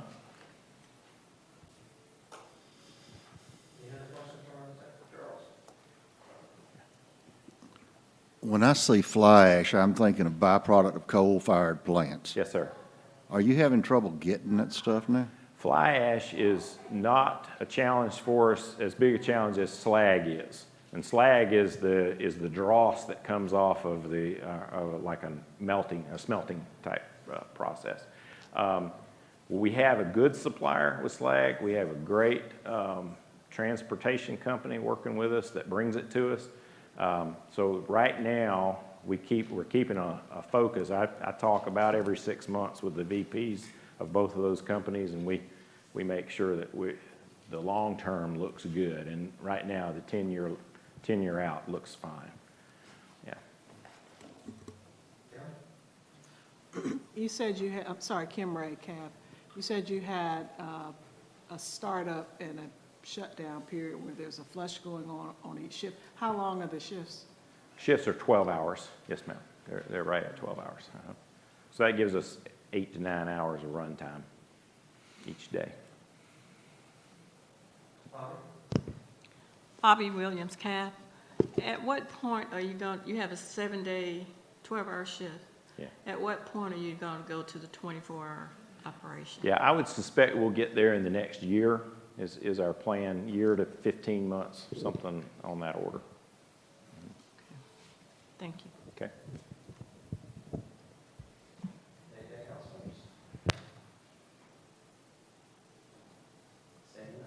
Okay, thank you. Appreciate that.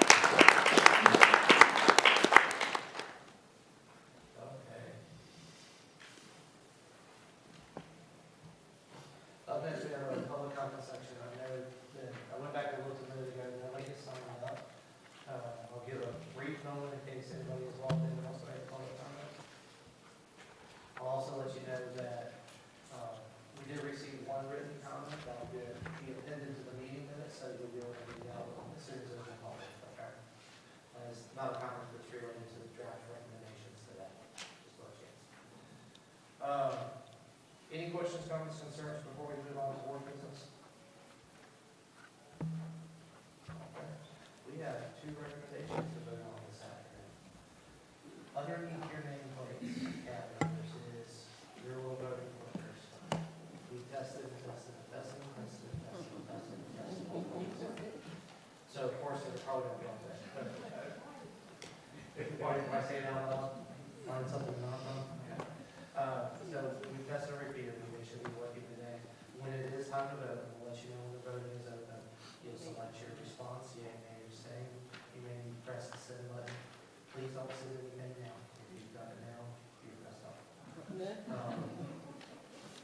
First question is where we'll start with, so the judging down before we move into voting. Jim, do you have anything that you want to say about this before we get started? I think we covered it the other night, unless there's a question. Do we have any questions or comments around the table for Jim for this? Do we have a motion to vote? So moved. A lot of seconds. All right. Heather, will you let me know when it's open? All right, please cast your votes, folks.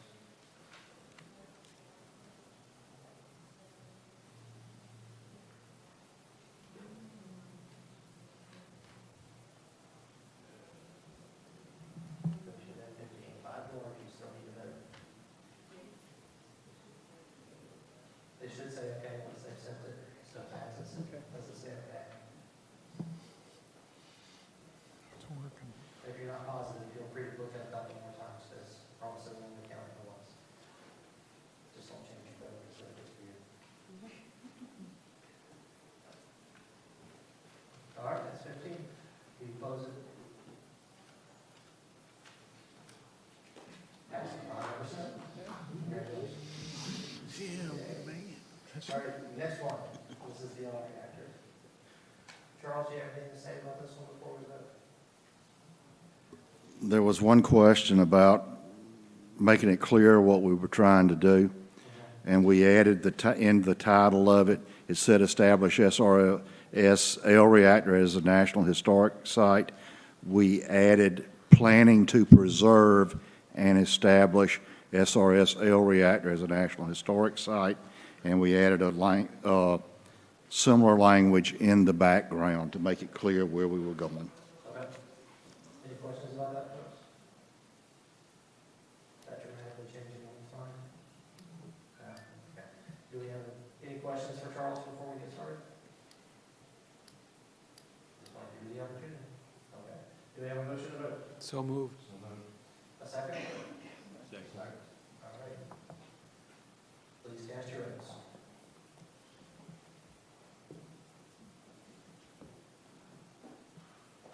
15. That went a lot faster. Okay. 93% pass. That does it. Thank you, folks. Judy, recommendations. Congratulations. I didn't think I was gone that long. Okay, so that takes us to the end of our agenda for today. Do you have something? You just look at the empty part. Well, the public comment. We did that. We did that before. I was going along. Anything else that we need to add before I ask Greg for on the table, any passing comments or concerns? All right, Greg? All righty, thank you, everybody, for a good meeting. Thank you, James and CAB team, for putting together a great meeting for us that everything worked well and was very informative. I will see CAB members and other folks in, October at subcommittee meetings, and then in November at the best university in the South, Augusta University, for our full board meeting. And otherwise, I will say we are adjourned. Thank you. Thank you, everyone. Let me know if you need Yeah. to do anything on that. Yeah, I will. I enjoyed it too. Make sure you let me know next meeting. Okay.